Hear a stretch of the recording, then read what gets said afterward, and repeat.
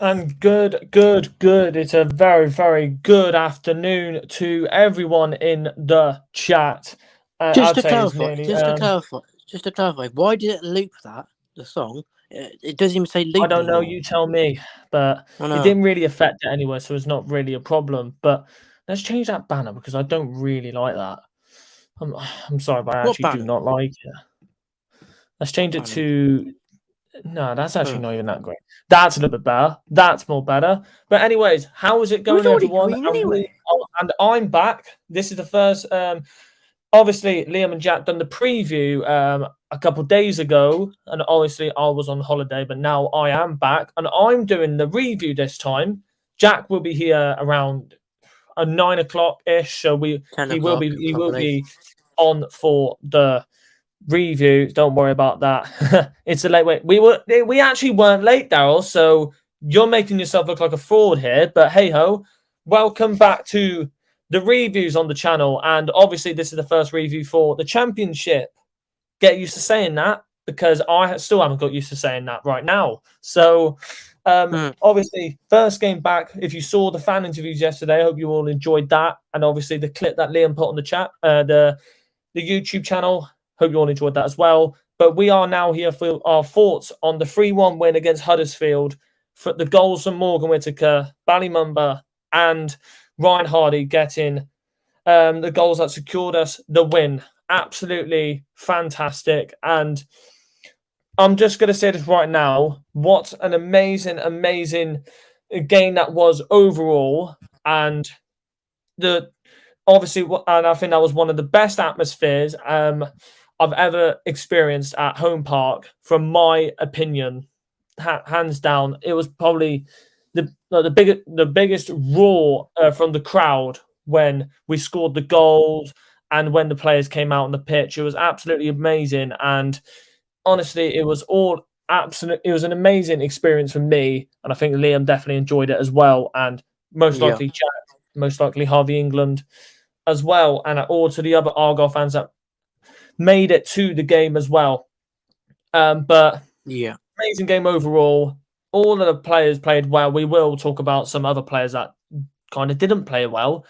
You'll probably know who we're talking about. But honestly, amazing performance for the lads, and I'm very happy that we got the 3 points. The first 3 points after 13 years away from the championship. Obviously, Daryl's in here, Leroy, England, Marcus, Terry, Charlton fan as well, Andrew Shakespeare. Thank you for coming on to the stream. We've got 13 people in there as well. If you haven't hit the like button already, do hit the like button. It helps us a lot, and it helps support the channel. So make sure you hit the like button and also hit the subscribe button if you haven't already. Turn on notifications so you do not miss out on any new streams or videos. For example, the reviews and previews, and the fan interviews, and maybe some random goal clips as well from Liam, that Liam brings you onto the channel. I was lucky I got that one on camera, to be fair, because I don't normally get them on camera. But yeah, there we go. Yeah, you normally don't get on camera, but you're luckily as well. Someone's head nearly got in the way of the goal. So no, good job I lifted my camera up. Yeah, you did. Yeah, you did. Let's have a look at some of the comments. Evening to you, Leroy. Great start. However, it wasn't very convincing. You could say that, Terry. Yeah. What a goal by Bally. We will talk about that, definitely. Super Bally Mumba. It's evening, actually. Who gives a shit? We move. A great start with Band doing what Bally doing what Band doing what they do. Yeah. Scheduled. Who cares, Daryl? You're gonna win the league? No, most likely not. So that's all I'm going to say about that. Good start for you. Shame I can't say the same for us. Bit of a yikes. Damn. Yeah, shame. I see we are being linked to Luke Cundall. We will talk about that on stream as well, but apparently we are in advanced talks for him. Honestly, how good was Kesler Hayden yesterday? We basically got another Ballymumba regen, basically. We've got 2 Ballymumbas on the left-hand side. Well done to well done to the negotiation team for absolutely bringing him in, and the scouts for scouting him very, very well. And we've brought in a very, very good player. So well done, and thumbs up to all of you lot who, to the scouts and the staff who got him in. Yes, because we played the countdown. I'm not sure about Hazard. His distribution is poor. I do agree with you. I do agree with you on that. Very positive for the season. Yes, Ryan. Yes, Ryan. I am very positive as well. Kamara, I have fallen in love with. I'm happy you've fallen in love with him, Johan, because we fell in love with him when he was at Argyle. So I'm happy that you're actually falling in love with the Kamara, because that makes me happy. But going into the game, obviously, I was very, very nervous before the kickoff as well. I know I spoke to, obviously, I was with Liam for most of the game, most of the day yesterday. He said, I wasn't nervous for that game. I bet when the ball kicked off and we start and the game went on, he was getting more and more nervous as the game was going on. Don't lie to yourself. I know you were. So there you go. So that's all I'm saying. But first half, if I can honestly say right now, we was very, very positive. That first 5 minutes, and when we scored the first goal, led on to us getting more chances throughout the rest of the first half. But we conceded late on, and it really, really it was a big blow for us. Conceding late on in the first half, and getting used to the new rules, obviously, as doesn't the new time wasting rule is put into play for this season, and obviously I think a lot of people are going to be happy about it. I'm happy about it, and I think a lot of people are as well. So we can't really moan about that. But Haley getting a goal for them to make it 1-1, and then the second half we were so much better, and we were mainly on the front foot in the second half as well, and we got what we deserved, which was the 3 points. Mumba pulling off an amazing solo goal, running through the whole team, doing what he does best, and scoring magnificently. Simple as that. That's usually what he does. That's what he was doing last year, and he's done the exact same thing again this year. And then Ryan Hardie, his same usual goal that he always scores, through the middle, running on net, bang, not top corner, bang, bottom corner finish. Absolutely marvellous, and we held on to the 3-1 victory. And for you, Liam, I'm going to say to you as well, was it a game where it was a tale of two halves, or would you say really that Huddersfield did have their chances, but we were much more clinical throughout the whole game? They had chances, but we were more clinical, and I think we deserved to win. Really, if they didn't take their chances, that's their fault, not ours, because we took ours. Mumba was brilliant solo goal. Can't deny that. Whittaker got a bit lucky with his, to be honest with you, because I thought that was just poor defending from their own part. And Hardie's goal was just what Hardie does once we're on goal, and that was the win. Pretty good performance just to start. Apart from their goal that we couldn't concede. Couldn't concede. Sorry, couldn't defend. But it is what it is. We got the win, and first home win of the season. Yeah, first home win of the season, and hopefully many more home wins to come. And we will end up. This will probably end up being hopefully a likely theme for this season, a home win, and that's what we are happy about. And we are ahead of Preston. What a bonus! Yeah, Preston. I think Preston lost, didn't they, or drew? I'm not sure. I think Preston drew. I can't remember. 15 minutes of added time was a bit extreme. Yeah, but that's what you're going to expect now, Marcus. That's what you're going to expect from these games now. You're going to expect probably more than 10 minutes of added time per game.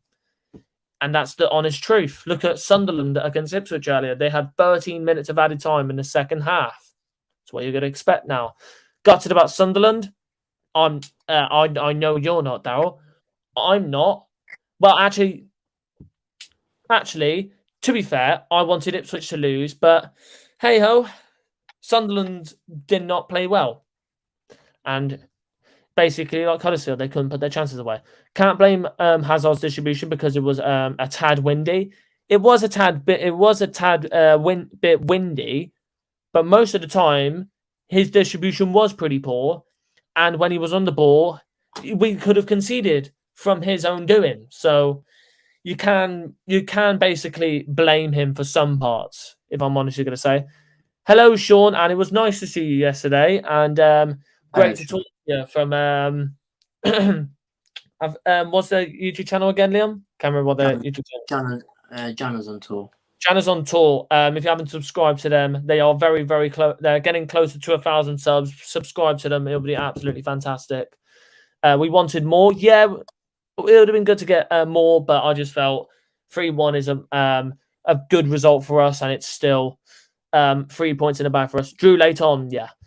In my opinion, I didn't think Randall had a great game yesterday, but I'm sure he'll turn it around. Remember, it's the championship, it's a new league, and I think you will definitely get used to it for sure. You must be stronger than the wind. Okay. All right. Move on from that. But obviously, this was I'm going to talk to you again, Liam. Sorry to say that, but 952 so far. Yes, 48 away. Please go and subscribe. They are 48 away from 1,000 subs. Absolutely crazy. But I know they have been doing it longer than us, but it'd be still great for them to get 1,000 subs. It'd be absolutely amazing. Hazard height bailed him out a couple times. Yeah. I'm on about you. Keep him out. Oh. Okay. All right. Whatever. Whatever. But obviously Morgan Whittaker played as well on his second debut for the club. Obviously made his debut last year, and now he's made his debut again after coming back from Swansea and Mumba. And you can also say Lewis Gibson as well, Hazard. They all played magnificently well, and Kesler Hayden, another player that we can't forget. But honestly, though, from your point of view, Liam, how well did the debutants play in your opinion?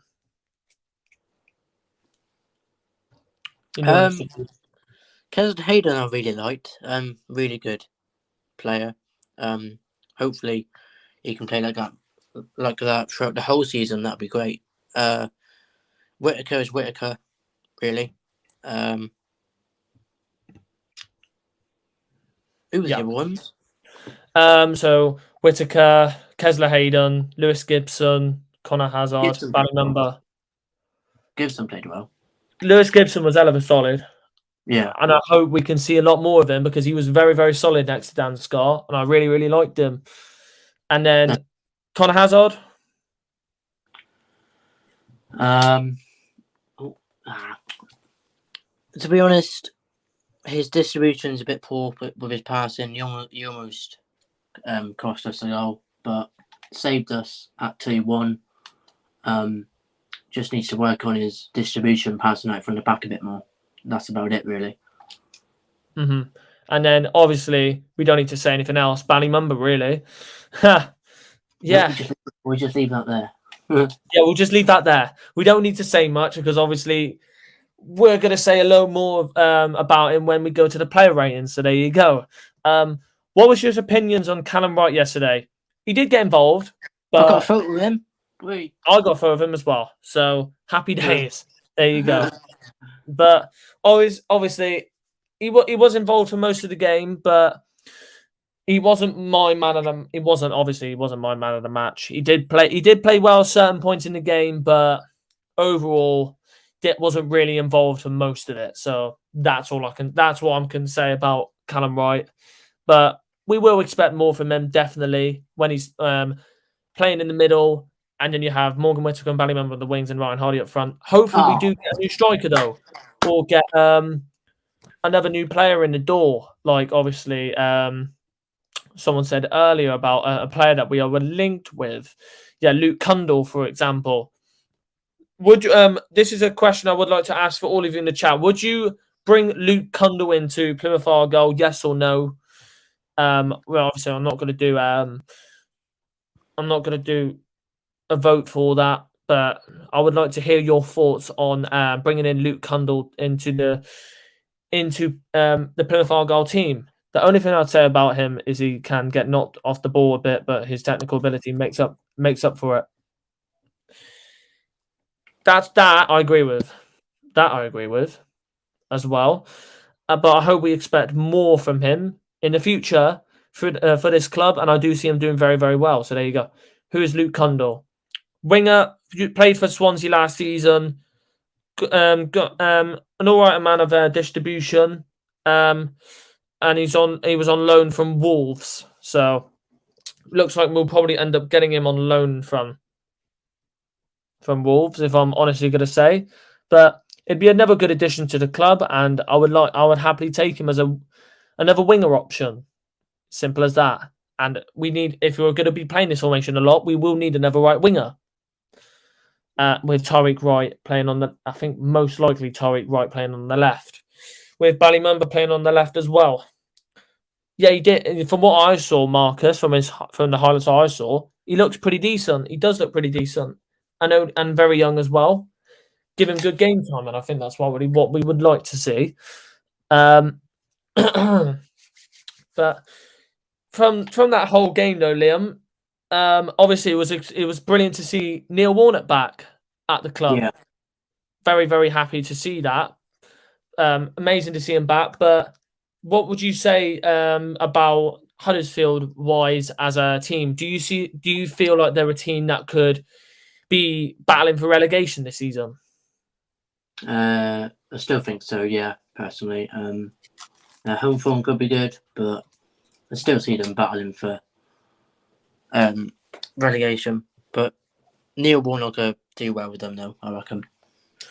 Yeah, and obviously we did have I can't remember. I know we had Macaron on a couple of days ago on the preview, and if you probably have seen the preview. If you haven't already, you can go back and hear what he said about obviously Huddersfield and the team, Neil Warnock and all that.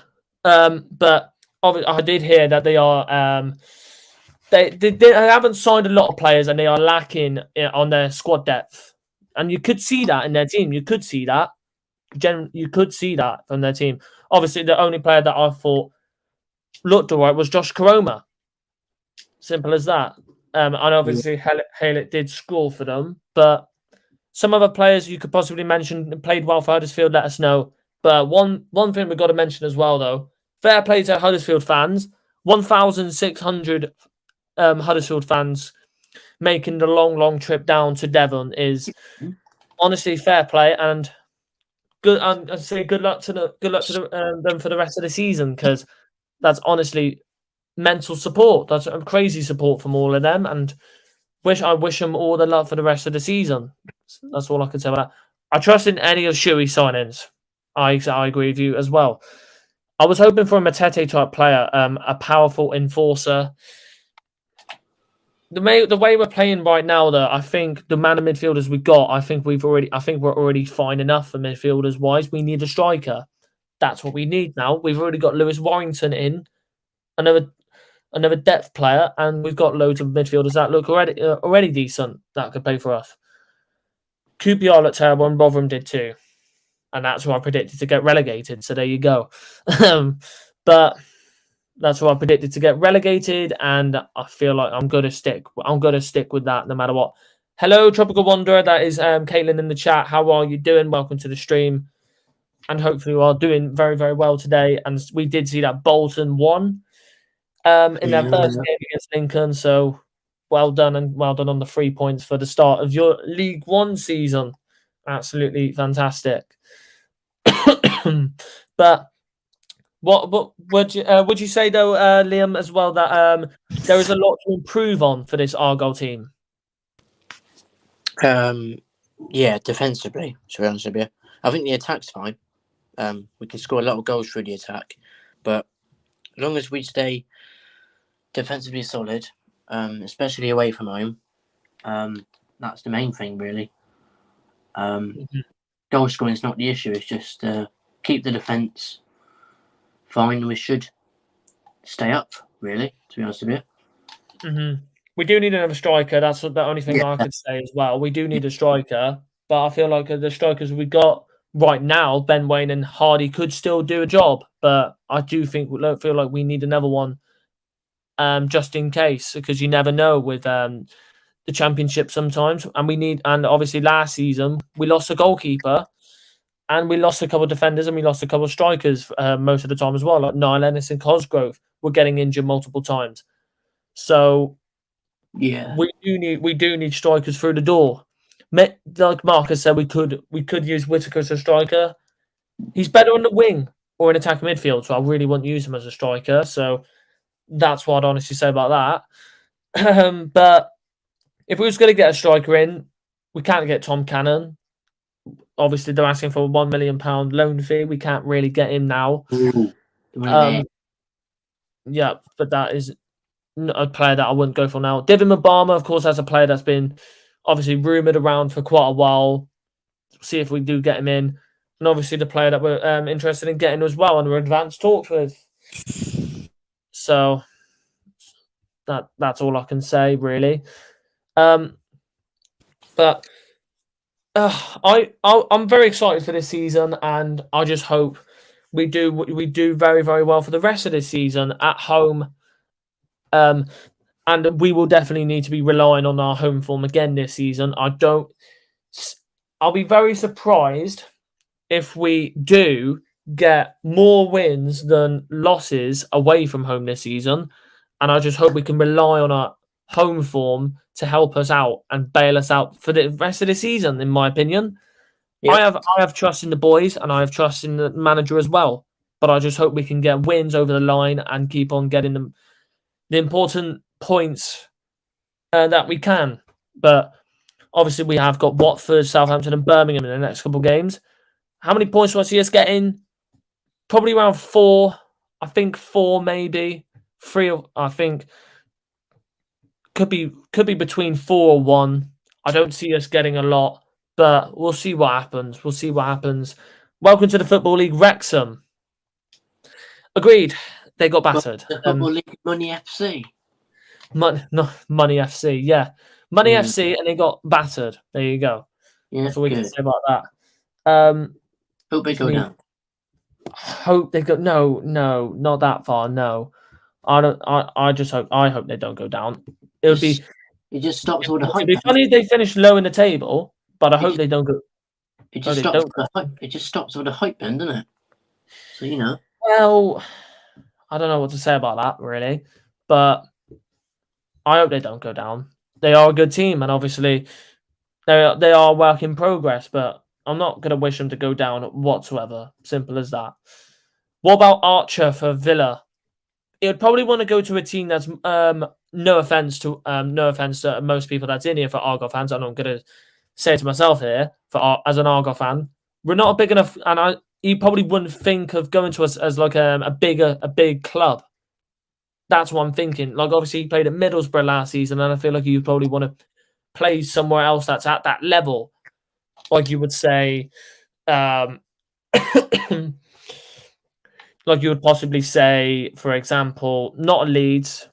They've already got enough strikers. Southampton, they've got enough. Leicester, they've got enough. And other players, like, he would have probably gone to a Coventry, but they've got Ellis Sims now, so they can't really go for him. Like, he would probably fit at a Millwall type side. In my opinion, he'd fit at, or you could probably go back to Middlesbrough again. But I don't know how much it would cost, so that's all I'm saying.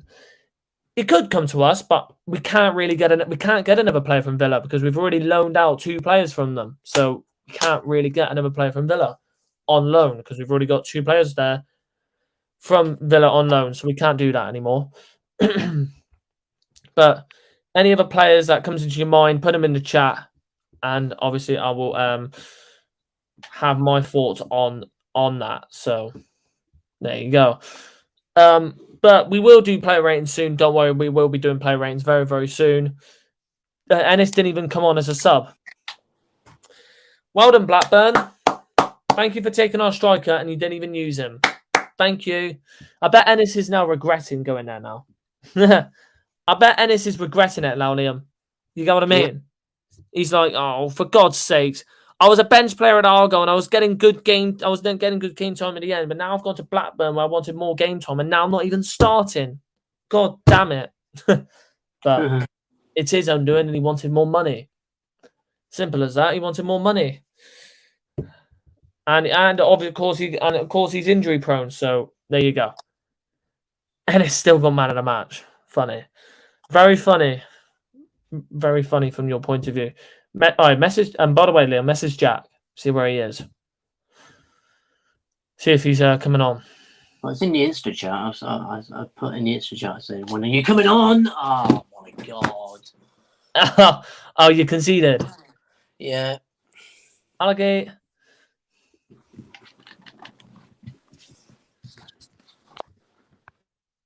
Unlucky, Liam. But we will do our player rating soon, so get ready for that and stick around because we will be doing some very interesting player ratings. We obviously Connor Hazard will be one that'll be very, very interesting. So get ready for that.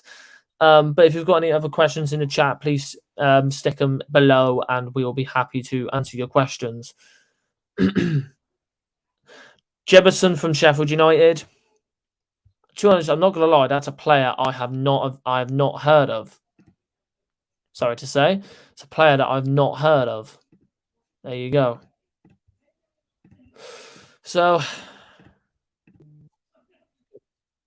and that's all good because that was an echo. There we go. Did you hear that, Liam? Sorry. Sorry if you heard that. Let's get FootMob up, and we will be ready to go for the player ratings. Please do not say that my email pops up, because sometimes my email pops up. England Championship matches. First week, here we go. So, first week of the Championship. Whoopity woo.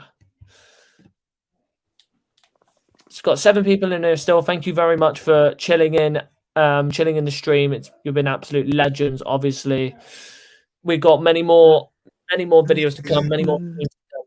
So get ready for all of the amazing streams that will come very, very soon. Come on, Jack. Run, change. Do it. For God's sake. I wonder if Ennis would have stayed if he thought Mumba, Whittaker and Azaz came back. That's what I thought as well, but hey ho, I think he left a little too early. That's my opinion. He left a little too early. All right, let's get share screen up, and we will be ready to go. All right, share screen, window, and this window. So here we go. There we go.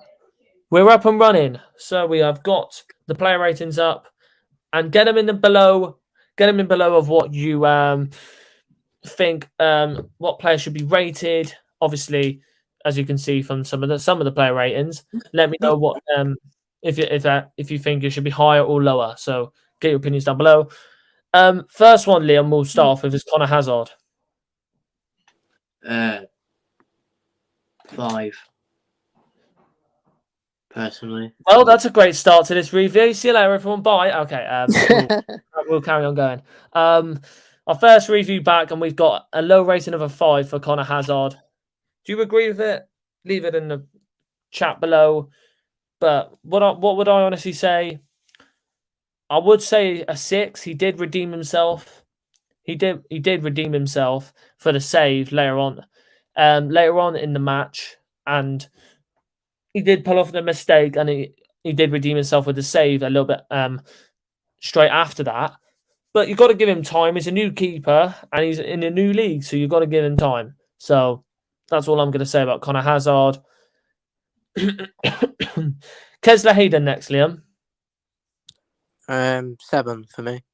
I don't think he deserves any higher, but 7's just a good rating. He did get an assist. Yeah. Remember that. He did get an assist. 7.5 then. Yeah, he did get an assist for Mumba's goal.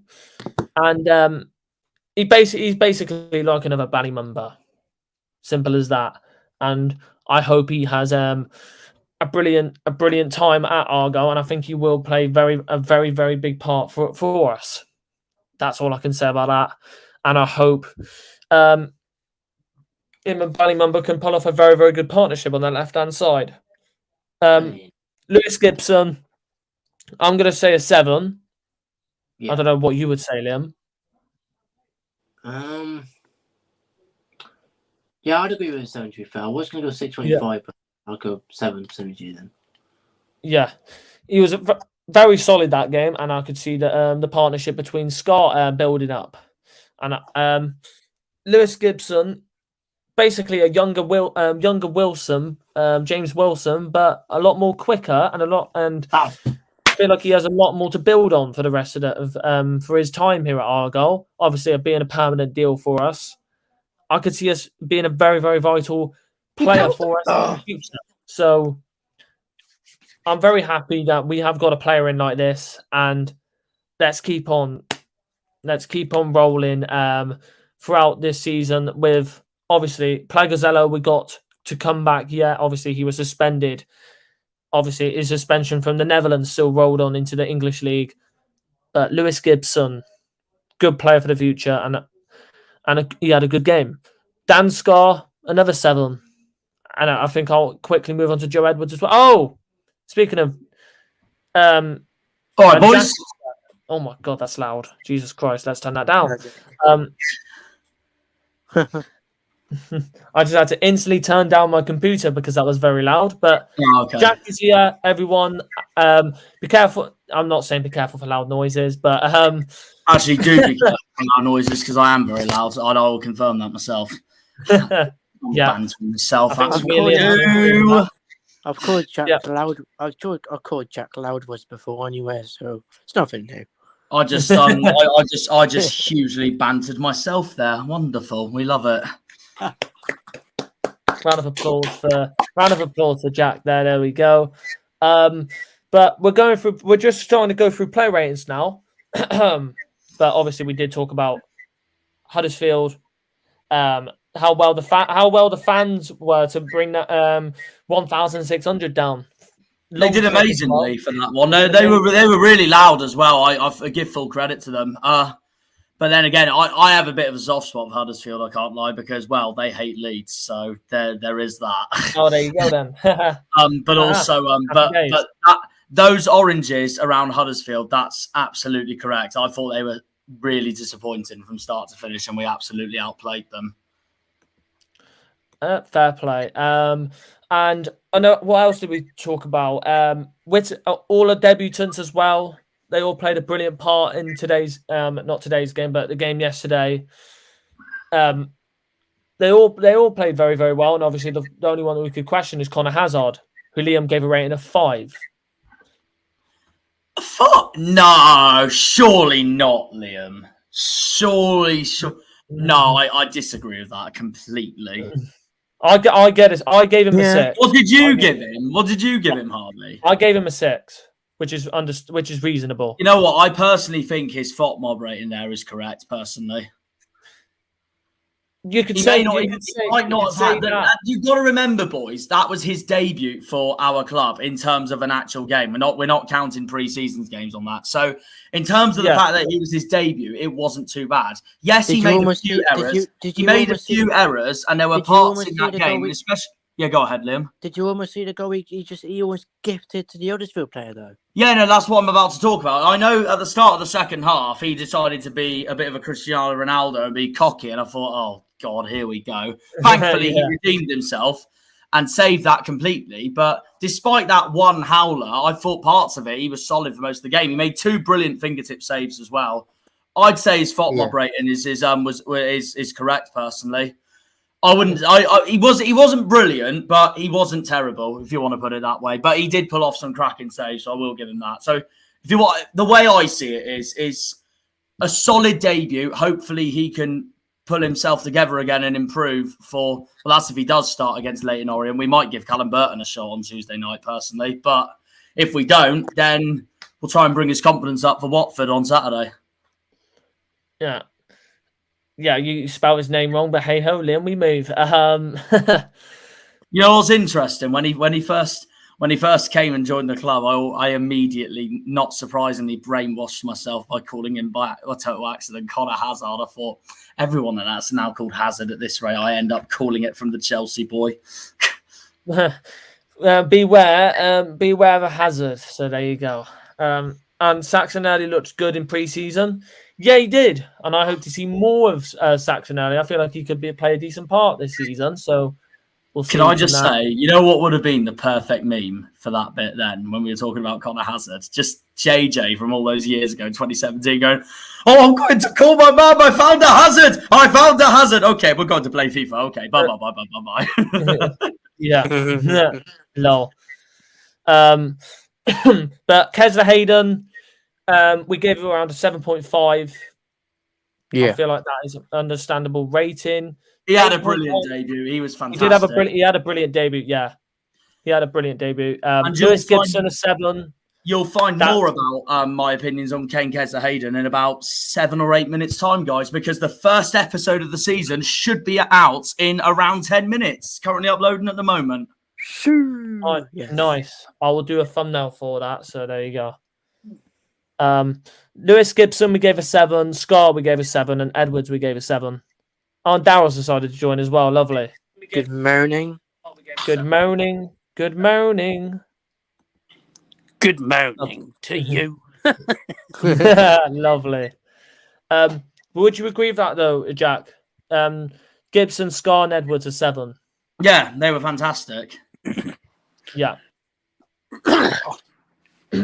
Gibson, I don't know generally why, think to be honest, and I mean it doesn't matter. Whoa! Announcement: Fabrizio Romano. Here we go. Oh God, here we Wolves go. midfielder Luke Cundle has joined Plymouth Argyle on a loan deal. Oh well, there we go then. Another midfielder. Just been announced. I'm just going to say for the time being. Romano.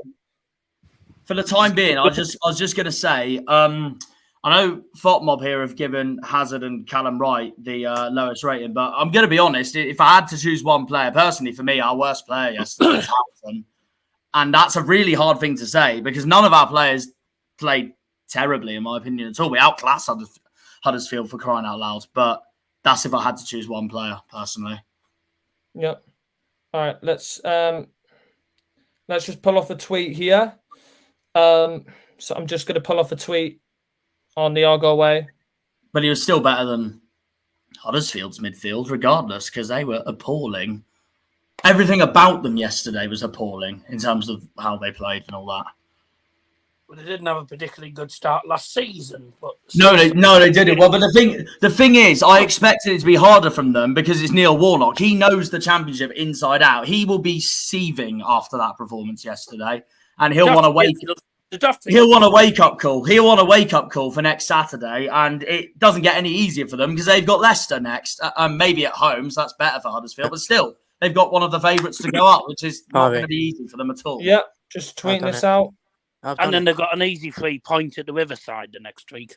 I've already done it, Harvey. No, I've done it, Liam.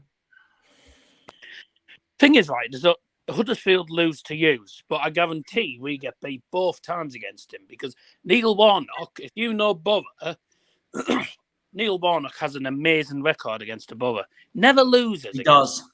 And we played them on Tuesday in the Cup and then on the 19th after they played Leicester. So they've actually got a tough few games other than Borough, which will probably be a piece of piss for them. It would be such a Huddersfield thing, though, if they did that, wouldn't it? If they lost to Leicester next Saturday and then they somehow pull it together and beat Middlesbrough. There we go, tweeted. I wouldn't. Absolutely fantastic. That's just been announced by Fabrizio Romano that Luke Cundle has joined Plymouth Argyle on a loan deal until June 2024. Told medical tests have been booked on Monday. I agree with Harvey England that I still think, though, we definitely need another striker before the window ends. I said that we do need another striker, but from what I've seen from the formation that we're playing, I feel like Luke Cundle is a player that would give us more depth on the right wing because we'll probably be playing with right wingers now from the formation that we're playing. Well, it's interesting because Randall played on the left wing for a little bit yesterday, and yet he still revolved himself around the central of the midfield like he normally does. Yeah. But I'm happy. I'm happy we've got another player for the door, and that's now our 9th signing for the club. Absolutely fantastic. You know what makes that? You know what makes that more promising, though. Simon Hallett promised us at least 10 signings this summer transfer window, and we've already got 9. Yeah, We're We're still at the beginning of August. and we've still got 2 loan spots left. Lovely, Exactly. happy days. And they were terrible. Happy days, happy We days. outplayed them from start to finish. What a way to return to the championship. Yes, Jack, they were terrible. One of the hardest things you can teach a goalkeeper is distribution. Is why a Man City got rid of Joe Hart. There you go. To be honest, Joe Hart wasn't exactly bad. I mean, he won the title. No, Daryl's right. I agree. He was a good shot stopper, in my opinion. I thought he was a good shot stopper. But when it came to playing for England, he was one of the worst keepers. Can I just say, I personally think Joe Hart gets too much hate just because of the time he had at England. At Man City, I'm sorry, he was absolutely incredible. One of the best they've ever had. But I agree with Daryl that for England, he underperformed. But for Man City, he was superb. Well, he was part of the team. He was part of the team that had probably the worst ever record. Finished, barely got anywhere in Euro 2012. Nowhere in World Cup 2010. They lost to Germany, didn't they? I mean, we didn't have Joe Hart in goal that World Cup anyway. That was David James. Euro 2012 was cack. Yeah, Terry. 2014. I think. Please smash the like button if you haven't already. As obviously, Fabrizio Romano has just announced the signing of Luke Cundall for Plymouth Argyle Football Club. Please smash the like button if you haven't already. That would be absolutely fantastic. We've got player ratings to go through, and we will probably have a little talk about Luke Cundall as our new signing for Argyle. Absolutely amazing. Such a coincidence, isn't it? That's breaking news the minute we're on a stream. Pie Faces said Romano mentions moving up in the world. Okay, lovely. Obviously, next player that we'll talk about is Adam Randall. Boys. It was quality. It was absolutely brilliant. 7. Mm-hmm. 7. Yeah. Lucky 7. I'd say a 7.5. Yeah, you know what? I'd agree with Harvey. If I'm going to say 7.5 to Randall, I'm going to say 8 for Kesler Hayden then. There you go. We move. Liam says a Scott, and then the other two are like, we'll go higher than that. Yeah, because sometimes Liam goes for ratings that I'm like, ooh, I don't know. To be fair, that's not exactly true because there have been times where one of you or one of Liam has rated someone higher and I've rated them lower. So there we go. Yeah. Sure. All right, one of you two do it then, you know. New sub, yes, Argyle. The thing is with Liam and myself, we're both just brutal and honest with what we honestly think, and that's just how it is for football, really. Yeah, that's it, really. Yeah. Well, you must have got there rather early, Liam. We did get there rather early as well, so thanks for asking. Jordan Houghton. Oh, lovely, good number, 6.9. There you go. Oh, good. Mm-hmm. I have a theory about that. Did you say that, Harvey, just to impress Daryl Johnson there? Yes, and mainly impress him as well because he loves that number. Everyone loves that number. I would say a 7 for Houghton. I would say a 7, but I was thinking a little bit lower because I don't think he's had. For God's sake, who removed it? Who removed all of it? Who did that? Huh? Bye. I was trying to go on full screen on my phone and accidentally stream on full screen. Okay, there we go. Lovely. But Jordan Houghton, I'm gonna say 6.5. Some people say, why are you giving him 6.5? I don't think he had the type of game where I'm comparing like Lewis Gibson example. I couldn't agree more. Lewis Gibson was solid at the back, and he was very, very solid with Dan Scott and Joe Edwards. Personally, I don't know why Callum Wright. I don't know why Callum Wright is lower than Jordan Houghton. I've had him higher than Jordan Houghton. Yeah, we've seen that. Jack Dickens, we've seen that on Twitter. We just retweeted that. Absolutely fantastic. Great. We're getting mentions from Fabrizio Romano of all people. We're moving up in the world, boys. Let's go. Lovely. Luke Candle, you said. Oh dear. You said Luke Candle. Oh dear. We've only just signed him, and 10, 15 minutes later, someone's already thought of a nickname for him. Yeah, candle. Light up a candle because there will be a massive fire. Lovely. All right, next player, Callum Wright, who's apparently rated the lowest out of all the starting 11. He I gets don't a agree with 7. that. He gets a 7 for me. He gets a personally. 7 I for wouldn't me. put him that I don't low. agree with I that. wouldn't put him that low. I don't agree with that. I thought Callum Wright was decent that game. We've still got loads to see from Callum Wright, and I hope he gets more game time for the club. We'll see what how he gets on for the rest of this season. A first full season for the Greens, and then we don't really have to say much about Mumba. Really, he's my man of the match. We don't There you really go. need to say much about all of the front three, to be honest. A bit of Erica by my side, a little bit of Mumba, I'm going to give a 9. Let's have a right. You know what? I'd probably say mine for the three now. Mumba gets a 9.5. I personally, Whittaker gets a 9. Hardie gets an 8.5. I'm going to put it out there. Yeah, Hardie gets an 8.5 for me as well. Whittaker gets a 9. Whittaker gets a 9 as well. Mumba playing in a much more further wide role is. I think that suits him a lot more because he's like a Raheem Sterling type player. If you agree with me on that. Last season he was good as a wing back, but I feel like now he can express himself more as playing further forward. And he was like that last season when he was playing as a wing back. He was pushing further forward, and sometimes he was good defensively, but not all the time.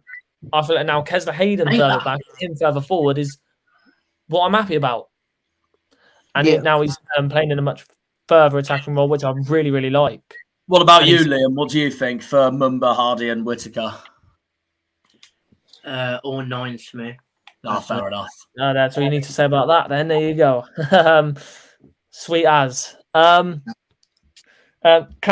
Candle, lovely. Candle would have been great on Saturday. Candle in the wind, lovely. But yeah, Ryan Hardie usually doing Ryan Hardie type things. Lovely goals scored, and it's a usual Ryan Hardie, and he bagged his 50th goal for the club. So another player to add to the 50-goal landmark for the club. Absolutely fantastic. And then Morgan, we don't have to really say much about this guy. His second debut for the club after leaving in January last season and coming back and doing what he usually does. He's going to be our player. I think he'll end up being a player that will be so vital for us this season. How we got him for a mil is a bargain. How we got Mumba for a mil is a bargain and a steal and a daylight robbery, all in one go. There you go. But honestly, if we either in the future, if we do end up one of them does go, it'll be a guaranteed profit anyways because they're such good players. We'll end up getting such good profit for them. That's all That's all I can say about that. And then the 4 players that came on, you can all rate them one by one if you want. Jack and Liam. So Matt Butcher, Ben Wayne, Finazaz, Tyrant Wright. Obviously, they did come on past the 86 minutes. I mean, to be honest, I think apart from Butcher, I think the other 3 I think they're really hard to rate considering they all came on. I'd say they just give them an average 6. Yeah, you know what? I'd agree personally. And then obviously for Schumacher, his first game in the Championship, what would you give? 9. What would you rate in them, lads? 9 for me. Oh yeah, I'd agree with Liam, a 9. If we didn't concede to Huddersfield, it would have been a 10 without a shadow of a doubt. But I would agree with that. That's the only reason why I would say it's a 9 personally. But then again, the conceding wasn't his fault, obviously. Anyway, that was our defence being all over the place at the worst time possible. We couldn't clear it when they equalised, and yeah, we paid the price for it. And Huddersfield levelled before half time. What a reply to Fabrizio Romano Street. Someone said Plymouth Argyle are bigger than Spurs. Come on! Yes! Whoever put that in, I love you. Oh, of course, it's a Saka. It's basically a Saka fan account. There you go. Well, I don't care what fan account he is. He's a legend for putting that comment in. Yeah, he is a fraud. Lol. Great pickup for Plymouth. There you go. Good luck to him in his new club. Someone said, by the way, oh, I hope that Candle guy does well. Actually, otherwise you'll get on your wick. Oh, that's a good one. That's a good one. Fair play. Oh, good. Harvey actually likes a joke for once. Yeah, that was a good one. I respect that. That's a rarity. Because I rarely read your jokes because they're pretty pants sometimes. But hey, Harvey is what comedians call tough audience. Yeah, I mean, to be honest, I want to say this now. I've met other people that I'm good friends with in this world that are way, way, way tougher audiences than Harvey. I will tell you that now. Because I'm the type of person that watches Ricky Gervais. So there you go. We move. It's a good job we didn't sign Karoma. He was linked to him earlier than Window. He was poor. If I'm honestly going to say, Karoma was poor. Well, I'm very happy with that. Right. I'm very happy with that because he scored a screamer for Pompey against us at Fratton Park that put them 1-0 up, and he was poor yesterday, so I will take that any day of the week. But this is what we're going to start on now, as we're on the 56-minute mark of the stream. What was your predictions for this game? I think Liam and I both went with 2-1 for this. Yeah, we did. I think I remember putting 2-0 for yous. But I put hot dog to score, so that was a point. You went with Hardie. Liam and Harvey went with Whittaker, and I went with Freddie Asaka. But we need to get. Oh no! Oh well. Yeah. Imagine if you get the Mickey Mouse intro. Yeah, I went with Freddie Asaka because I thought he would have some sort of breakthrough, and I didn't want to go for like one of the traditional, usual suspects on who's going to score, so I wanted to go for someone different. But yeah, I thought Osaka was in Japan. Yeah, right. God. I don't know how Norwich only saw Mumba as a fullback only. That's what I'm thinking, Marcus. I don't know at all. You've got to remember some of the players that Norwich have, though. Josh Sargent, as they've played him on the wing before. Who else have they got now? I know they've made a lot of different signings now. So they've got Adam Ida as well. Yeah, Adam Ida's a striker for me. So I wouldn't be surprised if they played him on the wing as well. To be honest, they would have probably used him as a full back, in fairness, because I think they're a little bit weak at the back. Norwich at the moment.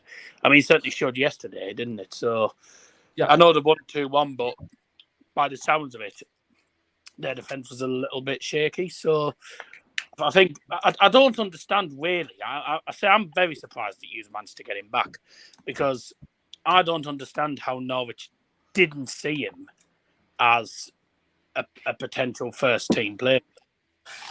Because I'm not going to lie, we will be there, Caitlin. This sounds daft. We'll be there, Caitlin. This will sound daft because he used to play in the Premier League. But I'm not going to lie. I think I'd prefer Mumba to Max Owens. I don't particularly rate Max Owens at all. That's interesting because I rate Max Owens personally. I think the thing is with Max Owens, he's more of a fullback than he is a wing back. Oh no, yeah, exactly.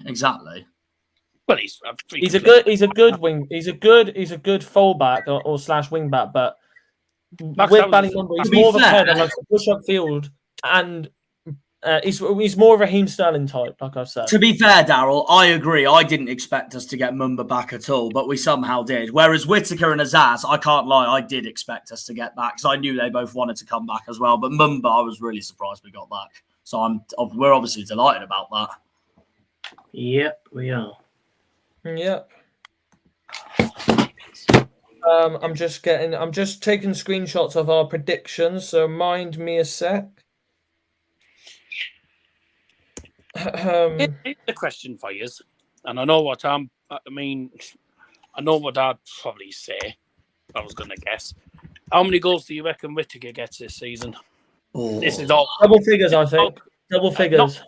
Not championship, by the way. This is all comps because you got obviously who are you playing on Tuesday? Oh, Leyton Orient. Leyton Orient, yeah.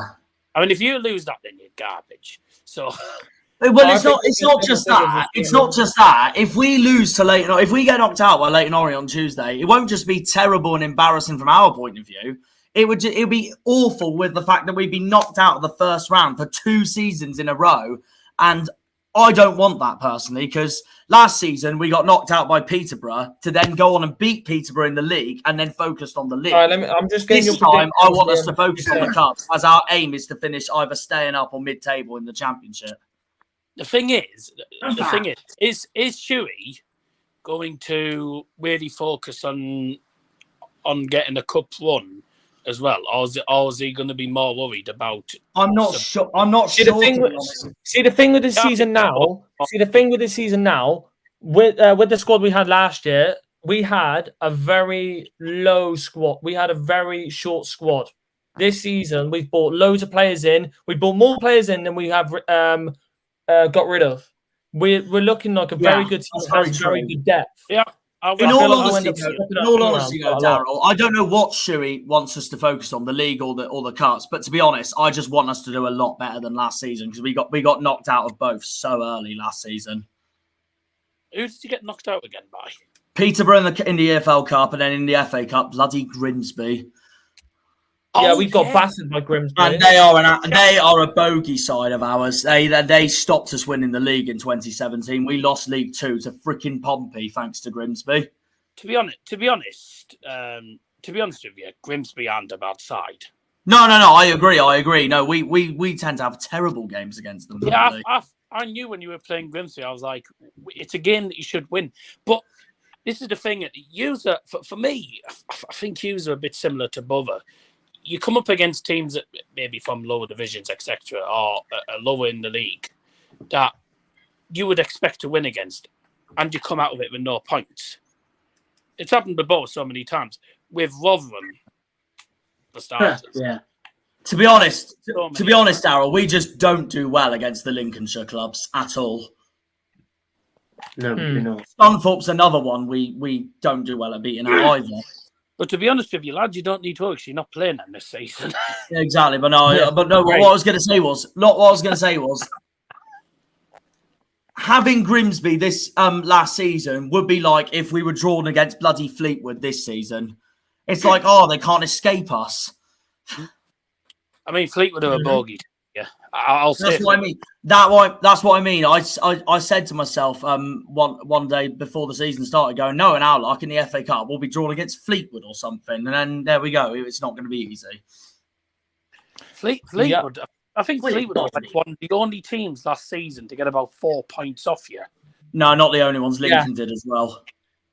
Lincoln as well. Yeah, because we did well to get a draw at Sinsel Bank, because they played really well against us that game. Carl Rushworth was superb that game, their keeper, and then at Home Park, they were the best team to come Home Park. I can't see the same team playing against.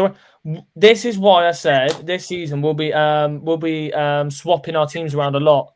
We've got loads of depth in defence. We've got loads of depth in midfield, and we've got loads of depth in our attack.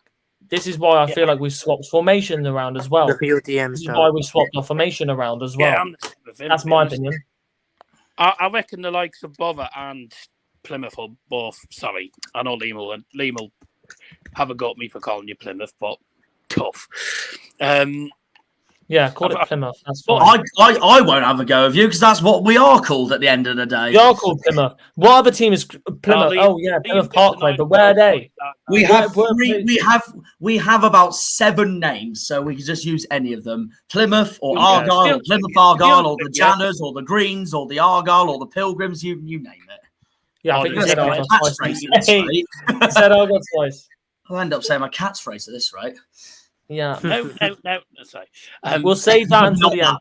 Not that. And by the way, chat, obviously, because of the amount of memberships we've got as well, we will have a new emote on the channel. And I think you'll probably know what emote that will be. So Jack just said it. So there you go. Be about that. Yeah. There you go. That's a new emote. So I think we might actually end up having 2, I think, because we've got some... We've got 5 members on the channel, which is absolutely fantastic. Mm-hmm. Is Liam's emote going to be Whittaker gone short by any interest? Yeah, Whittaker gone short, yeah. It still remains my favourite Liam clip on the because channels. you went short and you scarred from it. I know, that's what I mean. I thanked him so much that day, going, you're the reason why we won that. But yeah, here's all the emotes so far. So we've got, obviously, the goal. We've got the goal emote. Come on, you Greens emote. Schumacher at the wheel, and obviously Top Man, which is a picture of Jack's face. So there you go. Dear. Oh, it's a horrible picture. But everyone else will love it. So I've got to get used to it. Well, it's a good image. People will get used to it though, so it's fine. Yeah. And we scored first against Grimsby. Yeah. Doesn't matter who we play, we won't get past FA Cup first round. We didn't even get past the Carabao Cup first round last season. We didn't get past either of the cups last season. I'm off to Google candles, lol. Nice, Terry. Right, yeah. And what will come up is stuff with wicks on them. Yep. Wickham. All right, there you go. They were awful yesterday. Yep. They What were about awful. Have you What seen about all their social media comments on that? They're going crazy over there at the moment. I think they want Bloomfield gone already after losing 3-0 to Scum. I don't blame them. They're shite. There you go. I mean, I had it as 0-0 because I thought both would be terrible yesterday. But obviously for this result, Argyle 3, Huddersfield 1. All three of us got 2 points for that. So yeah, that's a good start to the obviously the predictions that we do every week. And obviously we will post them on our socials, who wins every week. We will have a graphic of that and we will post it on Discord and we will post it on the Argyle Way socials. So, by the way, while we're talking about this, there's no who comes last place out of the way. By the way, out of us three, because Harvey England didn't even submit his at the end, so he actually comes dead last this weekend. Yeah, there you go. Did not compete. There you go. That's a new thing. Yeah. We lost 4 consecutive FA Cup games. The last win was 2018 to 2019. We beat Warsaw. But and it's just like when we went football goal for my birthday. Nathan came dead last because he didn't turn up at the end, and he was meant to. The silly boy. Charlton, we won. We are getting promoted. Let's hope. Just to point out, your first round bad luck won't be happening this year because you won't come until the 3rd round. Yeah. That is true. Because that's what happens. Yay. Good. It also means that Leeds don't come in the 4th round either. FA Cup. I'll say this now. FA Cup, please give us one of Fulham, Aston Villa, Man United, Tottenham, or Man City. I've never seen us play any of those 5 in my life yet. I don't think. What's the odds we get drawn against Fleetwood in one of the cups and Danny Mayer scores the winner? Shut up, Marcus. Don't say that. Don't say that, please.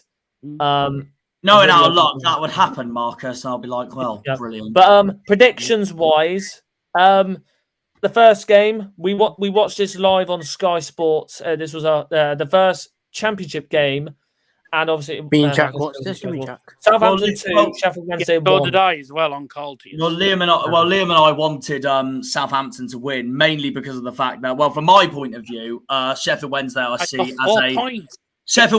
see as a rival to ours this season in terms of that battling for staying up and also battling to finish mid-table and all that. And also they just got promoted just like us and just like Ipswich. Whereas obviously Liam, he wanted Southampton to win because he had a bet on it. So yeah, I don't blame him. Yeah. And he put his bet as well. This was a likely theme for this game as well. Everyone put James Ward-Prowse to score. Yeah. No, I didn't. Wait, who did you go for? What about you? The guy who got last minute, Adams. Wait, Daryl, did you go for anyone? Who did you go for, Daryl? I went for Che Adams. He didn't even. Yeah, he went for Che Adams. Oh, okay. Fair play. Stuffed, actually. Yeah, fair play. But for the Argyle Way, obviously the 3 of us. This is the league for us, the league of our own. Jesus Christ! You're not Sky King God. But I think we all get a point each. Based on what I'm seeing, I think we all get a point each. I can't speak. We all get a point each. Of course. I can't. All of us predicted Southampton wins. I can't spike. I can't spike. All right, point each. I can't stand him either. Lovely. I find it. Obviously, first game under the belt for both new teams in the Championship. Southampton relegated from the Premier League last season, and very, very strong looking team for what we can see. Nathan Teller, Smallbone, Carl Walker-Peters, Bednarek, James Ward-Prowse. I hope he doesn't fucking stay. What about Big Bone? Just for our sake. Well, if Ward-Prowse goes, that helps us even more, doesn't it? So yeah. Yeah, Alcaraz, who's another brilliant talent. Adozi as well, another player from Man City. Bazunu was another player from Man City as well. Manning and Stuart Armstrong, and then bringing on Joe Reed and Che Adams. I got a question here, actually. Just thought I'd put it out here. Who would you guys say was, out of this weekend, the best out performance-wise out of the three sides relegated? It's not going to be Leeds, is it? Is it Southampton or is it Leicester? Who would you say played better? I'd say Southampton. Southampton played a lot better than Leicester. If Leicester play like they did today, they'll get beat to Hudders. Yeah, fair enough. Yeah, I think they will. I think they will. What would you go with, Liam? Southampton. Yeah. So all of us go with Southampton. Yeah, fair enough.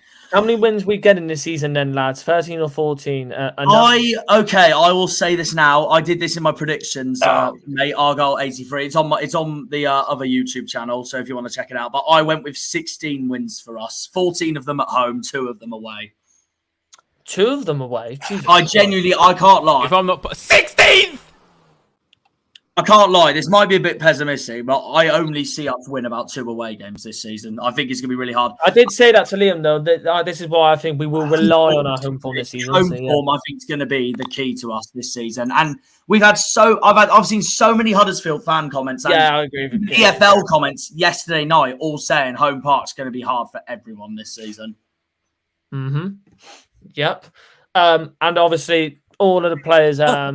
We could see end up being very, very good for the championship. Most likely Teller, Che Adams, Ward-Prowse, Carl Walker-Peters. They've got a very, very strong team, and obviously most of them have played in the Prem. Most of them have played in the Prem, so there you go. I can't lie. I think when some of Wednesday's ratings there are a bit low. I didn't think they played that bad, personally. Southampton were the better team, don't get me wrong, for the whole game, but I didn't think Wednesday played that bad, personally. Yeah. Well, they're not playing at QPR level. QPR were by far the worst team I saw this weekend. They were absolutely appalling. From Sheffield Wednesday's point of view, obviously they got promoted with Argyle and Ipswich to the championship through the playoffs. But they didn't have the best of games. They played well. They played pretty well, but they weren't terrible. They weren't brilliant, but I didn't think they were that bad. Southampton were the better team, though, by far. Yeah, but if they do play like that against most of the other teams, I don't see they could get decent results, but I don't know. And obviously, it's interesting about Wednesday because you've got them to go down, and Liam and I've got them to finish 18th. I think a lot of people got them to finish very, very low this season. So Sheffield Wednesday were terrible against Southampton. 20% possession at home is not a good sign. They had 19, actually. Only thing being, they had 19. You sound like a certain Liam Martin saying that, Harvey. Yeah, split hairs. Yeah, 19% possession. Yeah, I know, obviously, this is your first game in the championship, but I think a lot of people would say it's a Southampton team, and obviously Russell Martin, their manager, is a possession holding type of. He likes possession holding. Basically, this is what he was like at Swansea, and he'll do much better at Southampton as they have a much stronger team. For that pure example in this game, literally 80% possession. The amount of the stats that you could show in 930 accurate passes. Fucking ridiculous. That's nearly 1,000 passes. That's nuts. 94%. We'll see. And then the next game, Blackburn Rovers 2, West Brom Albion 1. We'll put this out there now. I got nothing from this game because I said a 3-3 draw because I thought they'd both give it a hell of a game against each other, and I had Josh Madger for West Brom to score, and that didn't happen. Yeah, I quickly changed it to Thomas Asante before kickoff. Still didn't do anything. I think Liam changed it to Phillips. Wait, did you change it to Phillips, Liam? Oh, no, he put Wallace. My bad. Oh, did you put what? Oh, okay. He put Wallace. I was going to say, if you changed it to Phillips, fair play, mate. That would have been a very good call. That would have been a very, very good call, yeah. And I put it to Thomas Asante. None of us got a point. Well, I'm going to put this out there. I'm going to put this out there now. I only got 2 goal scorers correct for this weekend. Yeah. That's a lovely noise, by the way. Jesus Christ, Jack, you go. You go. Yeah. I've managed to get a ticket, Sean. So it's good news. So episode 2 will be out. I'm looking forward to it. Lovely. But for Blackburn Rovers' point of view, you would say this is a decent result against a decent looking West Brom side. But for Blackburn, obviously losing Brereton Diaz through the summer, and would it be? Everyone was thinking, would it be harder for them this season without a striker like him? Obviously, he was getting most of the goals last season. From what we saw, didn't look like it. I've got the mid-table. I've got the mid-table 12th, just ahead of us. So I think they'll drop off slightly, but who knows? I agree with you that I think them losing Diaz. I've got Blackburn 12th and West Brom 10th. So Liam, try and speak quick again. Liam's not here at the moment. Please leave a message after the beep. All right, we move. Yeah, I'm trying to do something. What? Oh, okay, there you go. You're here. Good. Rich is Blackburn, I had 12. Rich is going. Yeah, no, but yeah, Blackburn, I've got 12. West Brom, I've got 10. So I expect that's good that Rich is going. Absolutely fantastic. But from the stats that you can see, they had more shots, but their XG looked much better. But for West Brom's point of view, it's a work in progress. That noise is horrendous, by the way. I don't know whose that is. I think that might be Daryl. I'm going to mute it just for a sec, see if it stops. I think it has. Yeah, it is. But from West Brom's point of view, it's not the greatest result for them. Yeah, it is. That is Daryl making it. That is Daryl with that noise. It's not me. My mic was turned off. Oh, I don't know. Yeah, because I muted it and then it stopped. Well, I don't know why it's doing it. It shouldn't be. I don't know why. I love Janice on tour. It'd be good to see them on tour. Yeah, on tour. That's a Daryl joke. There we go. Lovely claps. Fair play, Leroy. From me and Jack. We appreciate that. Where did you all predict West Brom to finish this season? West Brom, I had 10th. Blackburn, I had 12th. Fair play. I don't know where Liam had. Don't know where Liam had West Brom. I think I've got Liam saved on my phone, so I can get it up if you want. Well, Liam will probably mention it anyway. Where did you say, Liam? Ed again, Liam. I'm saying stuff. Are you daft? You didn't say it. You nearly bloody shouted at him, Harvey. Bloody hell. I'm saying it, but he's obviously not hearing me. No, because no. Right, okay, go ahead, Liam. Go on. Go and say it. Oh.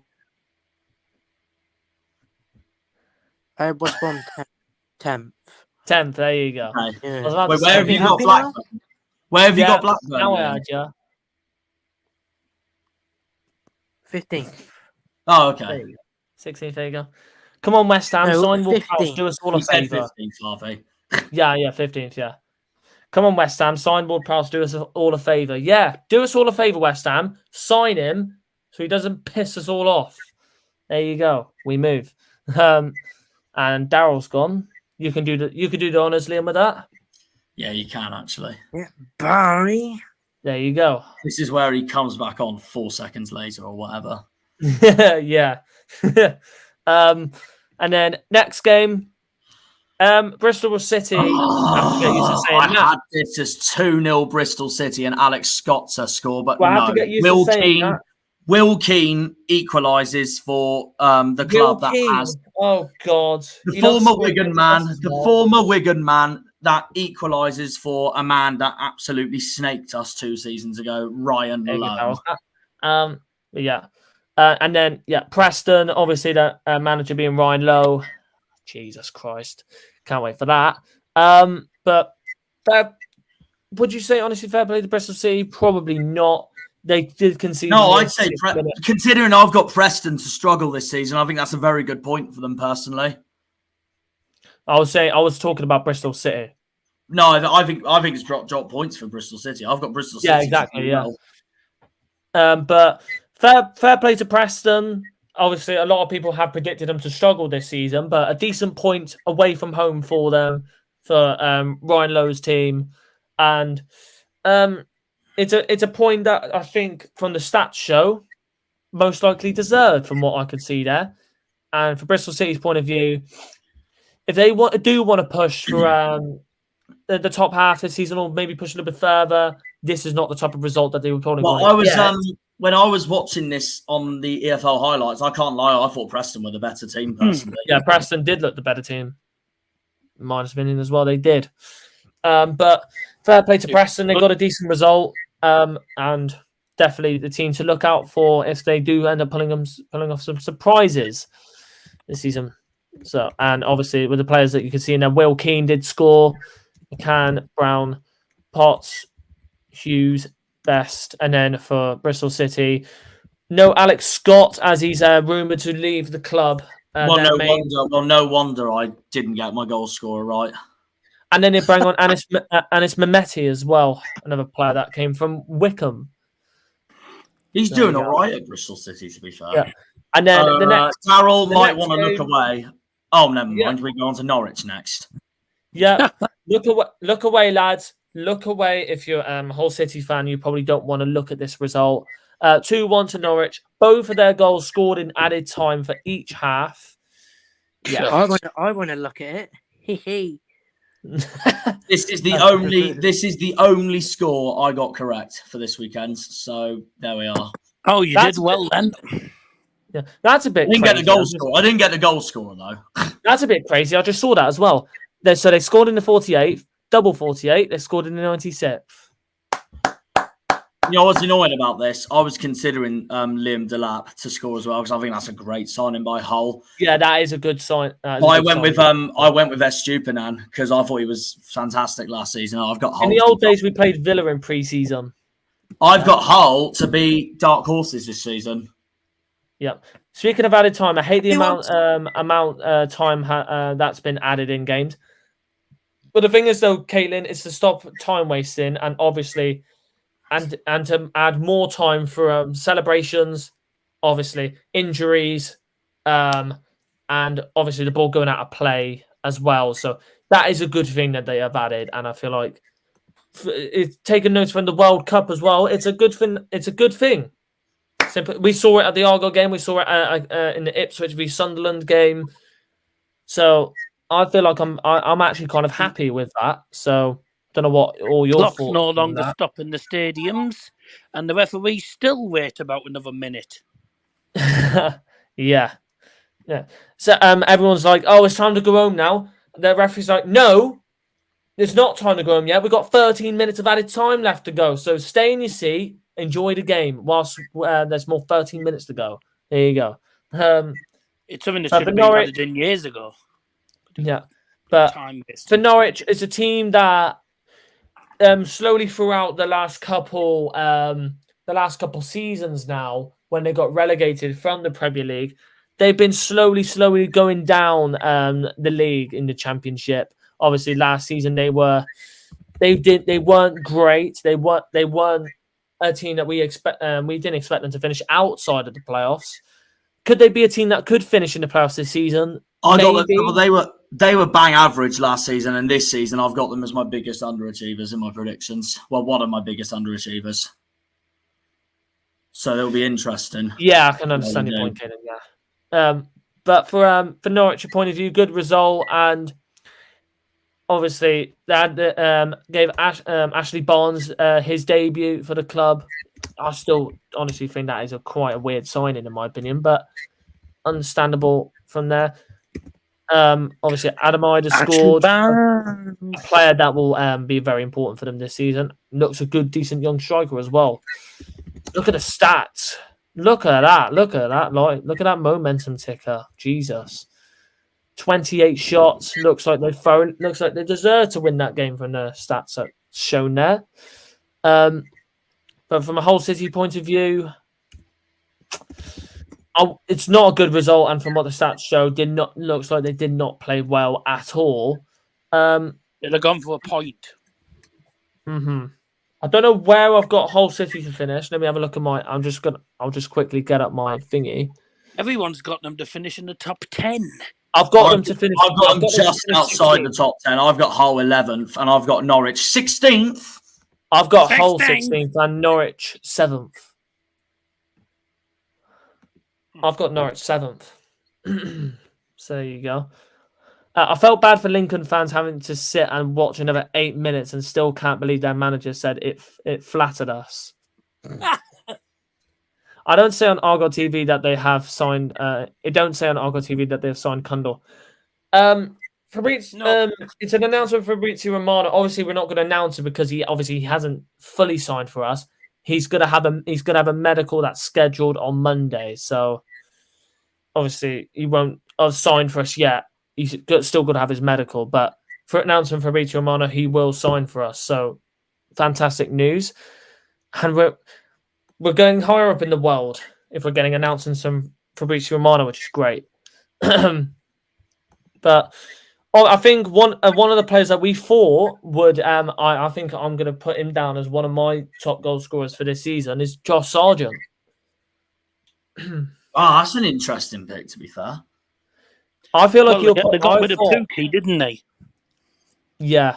That's why I've got Norwich to finish lower, because I think them losing Pookie's a big blow. Oh, was that like they have call replaced him him? with Barnes, and they have still got two good strikers in Adam Ida and Josh Sargent. As I like to call him, up. No, they don't. Their team doesn't click my head for my predictions this season. But you never know; could be wrong still. Yeah, I can understand your point. Last season they were awful, in my opinion. I see them getting worse a bit, but I still think they'll be too good to go down. Obviously, Hull City are work in progress. I've heard from Hull City fans that they believe that they can finish in the top half this season. We'll see what happens. I don't see them finishing higher. If they do finish higher than 13th, no 13th. If they do finish higher, I've got them 11th. So I was going to say if they finish higher than 11th, then I think they've had a brilliant season. If they do finish higher than 12th, then fair play. Honestly, it'd be a good season for them. Obviously, for where they finished last season, it would be great for them. Signing Liam Delap is a very good signing. Very good signing for them. He'll definitely bag a lot of goals for them. And good luck to the rest of the season for Hull City fans. And obviously, I was going to go to this one a little bit earlier, but I wanted to leave it because I wanted to go to Norwich. But now we got to go to Middlesbrough. There we go. Middlesbrough 0, Millwall 1. Yeah.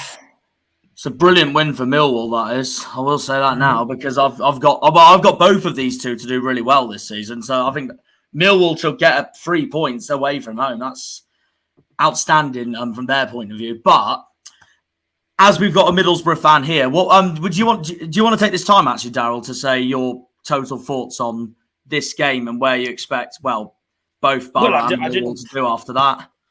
Well, I didn't really say that much about it really at the end of the vlog, but it was just flat. It was a really flat game. I know if you look at the stats, it was evenly matched. And in fairness, I was saying on a few occasions, I think I jinxed it really. I said it a few occasions in the game. You won't have seen it on vlog, so I didn't keep it in the vlog, but because I didn't want to look like a dick, to be honest, on the vlog. So. But I was saying quite a few times, I was saying to Dell, I said, this game just seems like it's going to be a 0-0 draw. It's got 0-0 written all over it. It had 0-0 written over it in the first half. And it was sort of a game of two halves, really. I mean, Millwall bossed possession and were the more dominant side, I thought, in the first half. And in the second half, we came out. Yeah, I felt we played a lot better in the second half, but still, by our standards, it just wasn't at all good enough. I thought it just looked to me like we didn't have a plan B, which is not a good thing, especially considering Liam, you go 1-0 down to Argyle and you don't have a plan B, you've lost. We just didn't seem to have a plan B. It just looked like the players hadn't gelled properly. And I know we've had quite a few new signings coming into the club throughout pre-season. Hey, Charlton fan, sorry to stop you there, but Charlton fan with the £5 donation. We'll see you next year. We Charlton won 1-0 yesterday. Who is your next game against? That's actually 15. Leighton Orient in the cup and then Watford away. But yeah, no, I wanted to ask for you at this point of after that game yesterday, of course, Darryl. Of course, your next championship game is against Coventry away. What's your feelings so far coming into that away day at Coventry?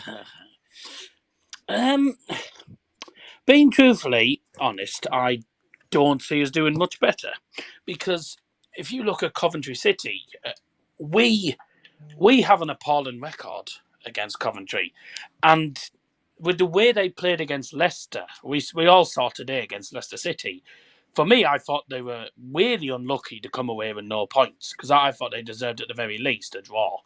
You know, I thought Coventry were definitely the better team. I thought Leicester were really poor. It was as if, I suppose you could probably say that they're probably not used to being in Championship. I mean, it was 2014 the last time they win it, but you can't use that as an excuse. At the end of the day, you're playing in a competitive game. Regardless of which team you're up against. You're up against a team like Coventry. If you play poor, you know, never in a million years are you going to get a result against them. But I thought Leicester really looked. If it wasn't for Dewsbury Hall, they would have lost. I mean, Dewsbury Hall. They would have lost, yeah. Fast player. To be honest, for them, Dennis Pereira came on and he played well. Instantly made an impact. What was Michael Carrick's reaction to the game after the defeat yesterday? To be honest with you, mate, it was such a bad game. I couldn't be asked to listen to it. Fair enough. Fair enough. Is Chuba saying? You've also been asked about Chuba Akpom, yeah. I'll get to that I'll get to that soon. But he did say before the games, I was listening to the radio, and I got my message in before the game, obviously, because I do message in sometimes on BBC Tees, and a lot of the times I'll get a mention. No, Daz has messaged in again with so everyone in Teesside definitely knows who I am. If they don't, then well, how do they not know me by now? You know. Well, as you say, if they don't know you, that's their loss. I know, yeah. That's their loss, yeah. To be honest, no, I listened to his thoughts before the game, and he says that he's happy with the squad he's got. Really, I mean, fair enough. If he's happy with the squad, then by all means, fair enough. But for me, I'm not satisfied enough with this team, because although, yes, we've got players in that, I mean, don't get wrong, there were some players that looked decent in pre-season. For me, Silvera is a very exciting player. You know, I think he's going to bring a lot of creativity to the team. The likes of Morgan Rogers was useless. Hayden Coulson back on the second spell, on loan again, I think. He was about as useful as a wet fart.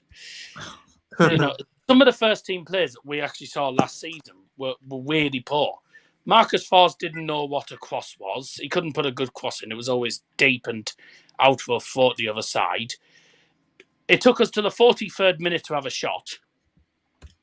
Genuinely. We just kept trying to walk it in. This is what I'm saying. I don't think we have a plan B as of yet, because all we're doing at the moment is we're passing it around. And yes, we might be keeping hold of possession. You know, we seem to be playing it rather patiently, which is perfectly fine. But there's been patient and too patient. And we were being too patient. We were passing the ball around far too much. There was a lack of movement, a lack of options for us as well. You know, a lot of the players were just stood still like statues. Like, it's as if they'd never played. I nearly said played with each other there. That nearly sounded wrong. Yep, taken out of context. Could you probably rephrase that? Could you have stopped myself? It just looked as if they hadn't played in pre-season. Like, the team that we started out with, played against Auxerre, and it was one of the worst performances I've seen. And I know it was pre-season, but we treated it like a friendly. That Millwall game, we weren't good enough at all. And for me, it seems like plan A is just keep hold of the ball, be a bit patient with it.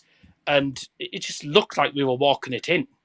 Like we were trying to play it into the box so many times, and instead of having to go from outside the box, which normally people would have a go outside the penalty area, we were just shot shy, and we just didn't seem to create anywhere near enough chances, and we didn't really have any clear-cut opportunities, I thought, in that game. So you got to say fair play to Millwall. For me, I thought Millwall had the better chances. Duncan Watmore, unfortunately, was the best player on the pitch. And and the funny thing was, the best part of the game for me was when Duncan Watmore came off the field. He got a round of applause from the Borough fans, appreciating the work he'd done for us, and accidentally went to sit in the Borough home end. All right, fair enough. He went to sit in the home dugout instead of the Millwall dugout. He sort of forgot where he was playing.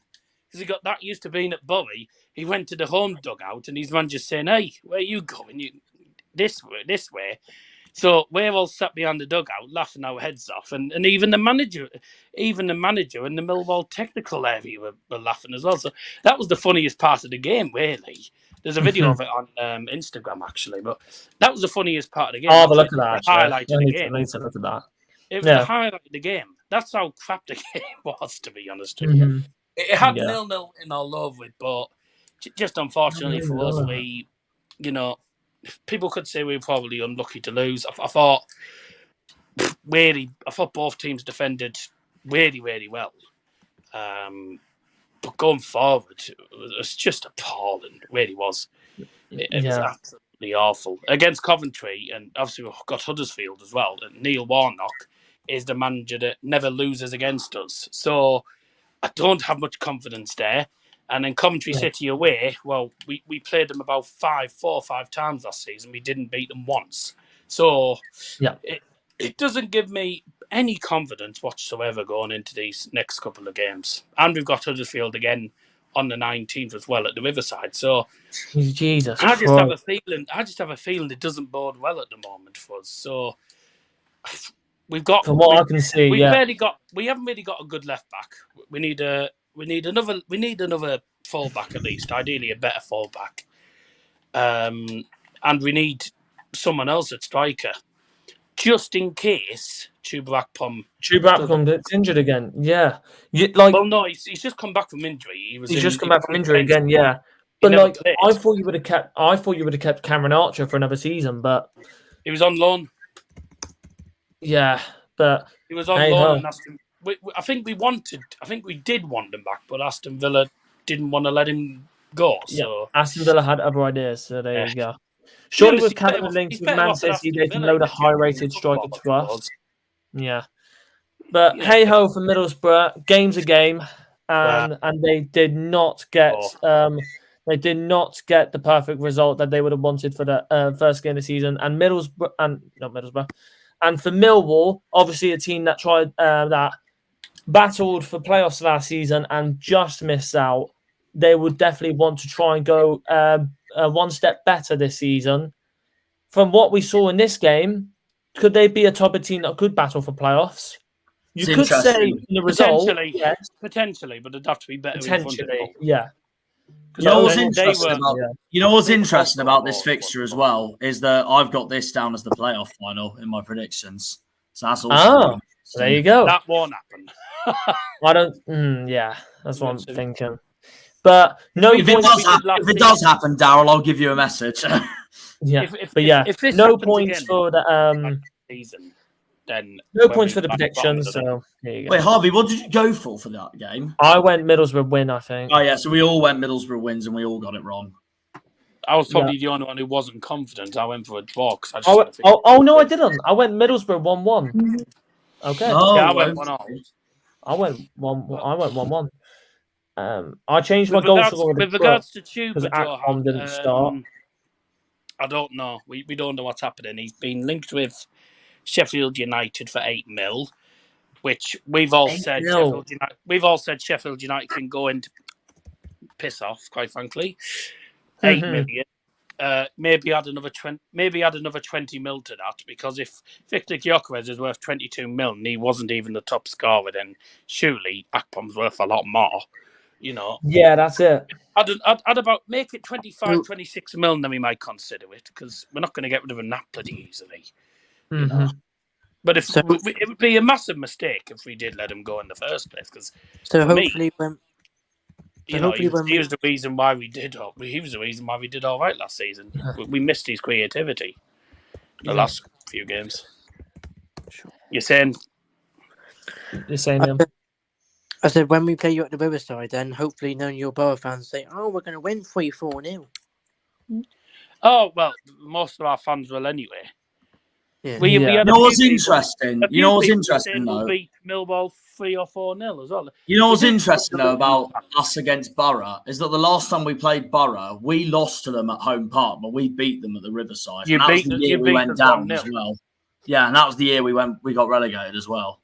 Yes, but did you see the team we had back then? It was garbage. It was the year after. It was the year after you went down from the Premier League, and it was the year that got Gareth Southgate sacked. And speaking of teams that could potentially get relegated and could be in a relegation fight, Rotherham United could be one of them teams that could get involved in a relegation fight. Losing 4-1 to Stoke away from home. The only thing positive I have to say about Rotherham after that game is that at least they did better than QPR. That's the only thing positive I have to say. They actually scored a goal. Did better than we did. If their away records are going to be that bad, we should beat them. I've got us to beat Rotherham at home anyway. They're the sort of team. They're the sort of team that Norton Plymouth you'd lose to. No. Well, mate, it's been the case with a lot of teams last season, especially last season. I think this is where Rotherham's the only thing Rotherham I think a bit similar to us too is that I feel Rotherham tend to do so much better at home than they do away, and we're very similar on that. Yeah. Okay.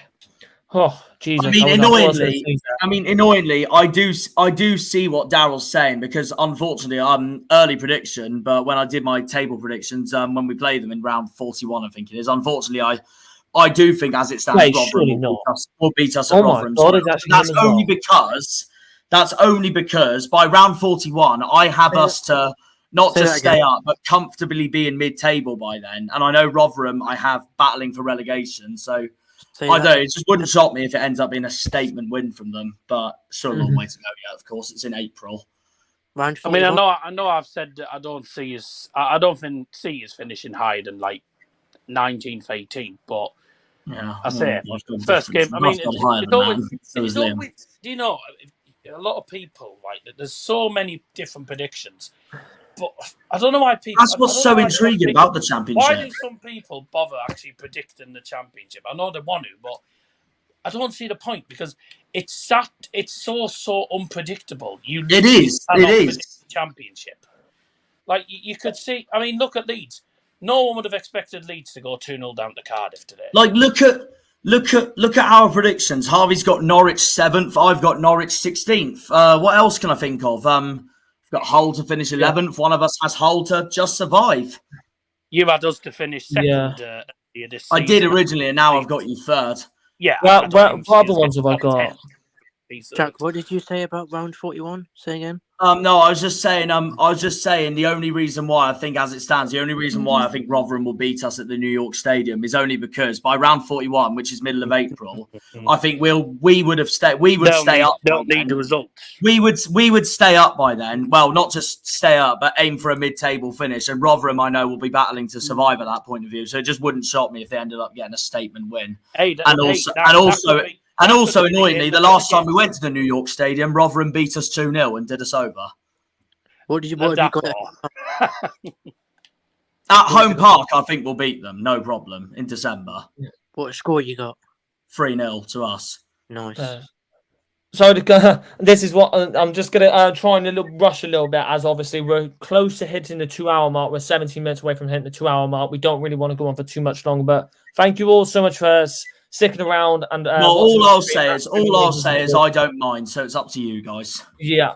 But thank you all so much for sticking around, and obviously the donation Ladies from and Charlton gentlemen, Jack doesn't give a shit.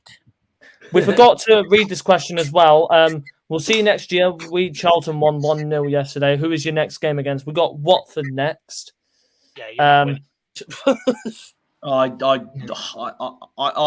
hate to say I do think we will lose to Watford, but I've already said this to Harvey and Liam. I've already said this to Harvey and Liam all weekend. Sorry, if we get a point at Watford, I will celebrate it like we've won the league. Yeah, fair. Just don't do what AFTV do. I won't say it. I'll just be happy to go there. If I'm truly honest, I'm excited for the away day in general. Like we're not gonna obviously win absolutely every game, are we? Like Watford's a really hard away day. Enjoy your day. It's a ground we never do well at either, so I'll be happy with a point next Saturday. Yeah. But go ahead, Liam. Did you not want a message you put in the Insta chat earlier? I don't know. Let's have a look. The AFTV one. Oh yeah, I did see that. I'll let you look at that. It's funny that. Well, you surely can give them a tougher game than QPR did. Sure, yeah. Well, that's what I mean. That's the positive I see from it, is that I was there like I know Watford smashed QPR, and that might give us the nerves, but in my honest opinion, I thought QPR were more shambolic than Watford playing brilliant. QPR looks like shite, so there you go. But I've got QPR. Speaking of another team that looks like shite, Rotherham. There you go. But I've got QPR to finish bottom this season, so that result didn't surprise me. But anyway, for Stoke's point of view, for Stoke's point of view, a good start to the season for them, 4-1 win. Vidigal getting 2 goals, and that's who me and Liam predicted. Yeah, fair play, boys. Well done. Vidigal. No, it's Vidigal. Who gives a shit? I've said his name right. Vinegar. Never heard of him before. Who did I go for at the end in this game? I got nothing in this game anyway, because I thought Rotherham would get a cheeky points from this game. Yeah, I thought Rotherham would get a point. I did, because their record at the Bet365 isn't actually that bad. Yeah, but do you realise how poorly their team looks? Well, it's not just that, Harvey. I had Stoke 20th in my prediction, I don't rate Stoke's team. All right, we move. Mark Travers. What I will give them though is that they signed Mark Travers, which is a great signing.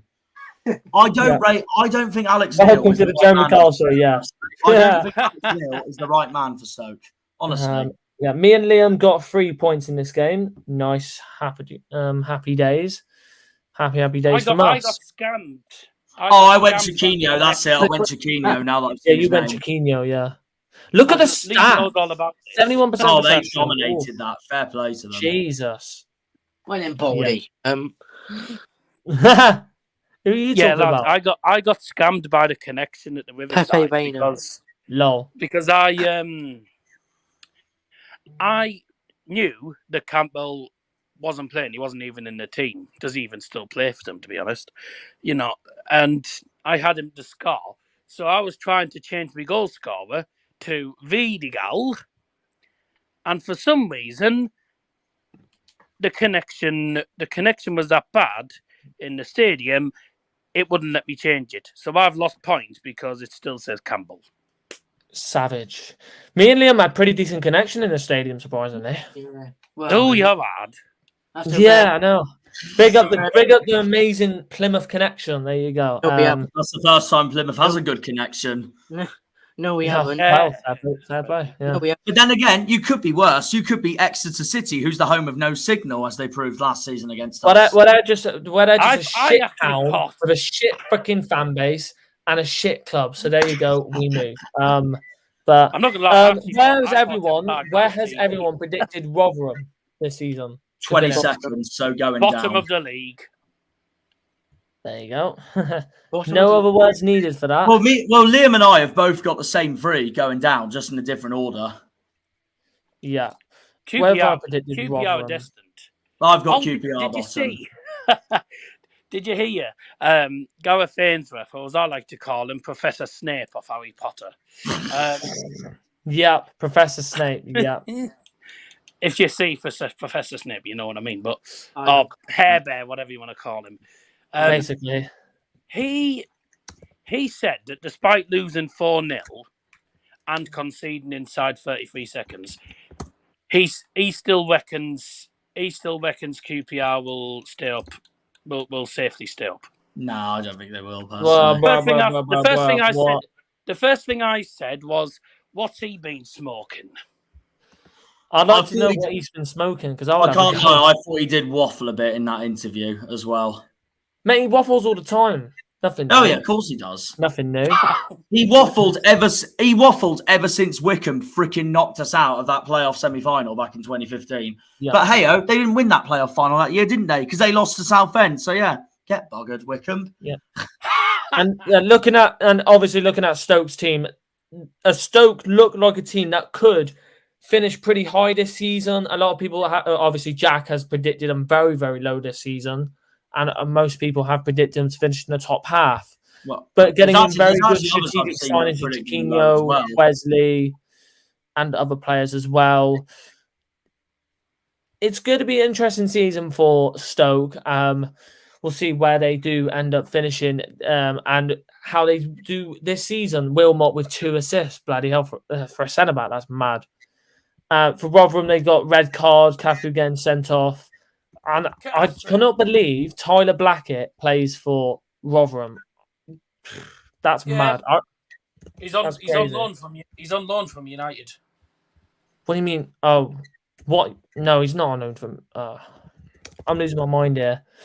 So he's on United, isn't he? No, he left Manchester United years ago permanently. He left them years ago. I thought he was still. He's 29 years old. He wouldn't be on loan from United when he's 29. Hell, I didn't know he was that old. Yeah, he was at United years ago. I remember him. I thought he was still young. Jesus Christ, he's old now. I do remember him at United, though. Yeah, I do. Yeah, I remember him as well. Never played. Never played at all. No, never played. Yeah. It's like Cameron Borthwick Jackson as well. Another player that you'll probably remember. Borthwick Jackson, there's a name. Yep. And then the next game, Swansea 1, Birmingham City 1. Who does he play for now? Right, well, this is the first of the goal scorers I got right, Jerry Yates. But other than that, I had a Swansea win, so that didn't go.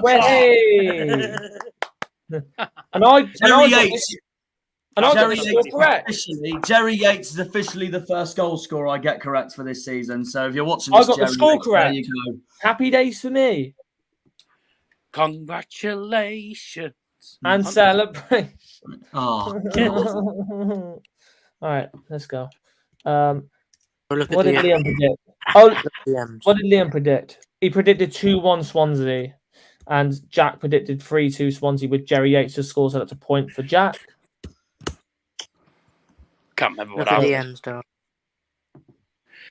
One with your team, one with mine, 3 with your hard teams. No, I've only played 2. You donut. Or and for your 3 hard teams, you said a 67 or 66. Yeah, I've only played 2. I've only played 2 of them, you dick. All right, don't fight you two. Whoa! Relax. Don't do it when you want to go do it. All right. I instantly just changed to just sing that like on bloody I Show Speed, for God's sakes. Thank you, guys. 1 point. Yeah, I've only played 2. 4, 5. Oh, it says you're on 6 points. Oh, it was a 93 I played. Never mind. Jack's on 6 points right now. But good. What would you realistically say about this result, though, boys? Would you say it's points dropped for either side? It's a tough one because, again, these are 2 teams I've got finishing quite nearer to each other in the table. But I guess considering this is Michael Duff's first game for Swansea, it could be a lot worse, so it's not too bad. But Birmingham, I think Birmingham have got a really good point there, personally, because they're one of the favourites to go down, but I think they'll survive with the new ownership they've got as well. I've got them 17th, and I've got Swansea 14th, just behind us. And obviously with Birmingham recently getting in Ethan Laird from Manchester United on a permanent deal, Siriki Dembele as well, and obviously Tahith Chong going to Luton, Hannibal Mejbri going back to Manchester United after spending a year on loan there, and Bailick as well. He came from Derby, I think, if I'm 100% sure. And then obviously still got Jordan James, who's come from a youth academy, and Juninho Bakuno as well. Mm-hmm. I don't know why obviously we bought him back, because I just don't see us using him. Yeah, but for both sides, I don't see us using much. But yeah, for both sides, both teams that I think I put close to finishing near each other as well. What did I put? I put Swansea to finish 19th and Birmingham to finish 17th. There you go. Oh, so you got the same as me for Birmingham then? Fair enough. Yeah. I generally think they will finish around there because they're for the last couple of years, Birmingham City have been a team where they do finish around 19th or 16th, around that place. Yeah. I've just got an update here. Originally before the first game, yous were I think the favourites for the drop. Yeah. You're now the fourth favourites. Good. Oh, good. Well, I'll take that because that means survival. Three favourites now. Rotherham, QPR, and I don't see this happening. Huddersfield. Yeah, I think Huddersfield stay up, but they were really poor. They were really poor yesterday. Middlesbrough 33-1 to get relegated. It's early days, of course, but they played like a relegation. Imagine if I put £1 on that. Yeah, I don't see that happening. We move. But both teams wise, obviously they've got a long season ahead. Birmingham putting off very good signings throughout this summer. And obviously with their new ownership now with Tom Brady. So that's something for that. Not that, man. Yeah. Let's move on. Let's move on now. Now. You sounded very brummy then. I'm not a fan of Tom Brady. He gets involved in everything for no reason. You'll be unsurprised when I tell you you're the underdogs against Watford. Yeah, we know. We know that. 7-2. Yeah, but can I just say, I'm not surprised that the bookies still have us to just avoid the drop because it's Argyle, isn't it? Like the bookies. Yeah, well, part of the fans, aren't they? Yeah, there you go. If Portsmouth go up this year, next season they'll be like, oh well, they're going to finish either top half, mid-table. They'll sneak their way into the playoffs. You know, they're the fourth favourites for the title. Interestingly enough, I have. No. I've got Barnsley for the title. You fucking bastard! You scared me. Jesus Christ. By the way, I don't have Barnsley for the title, but they played amazingly yesterday. But then again, they had Port Vale. I expect them to beat Port Vale. Yeah, well, they certainly didn't fail to win. Yeah, Liam knew that was coming. Fuck's sakes. Bit of a woof photo, that. Yeah.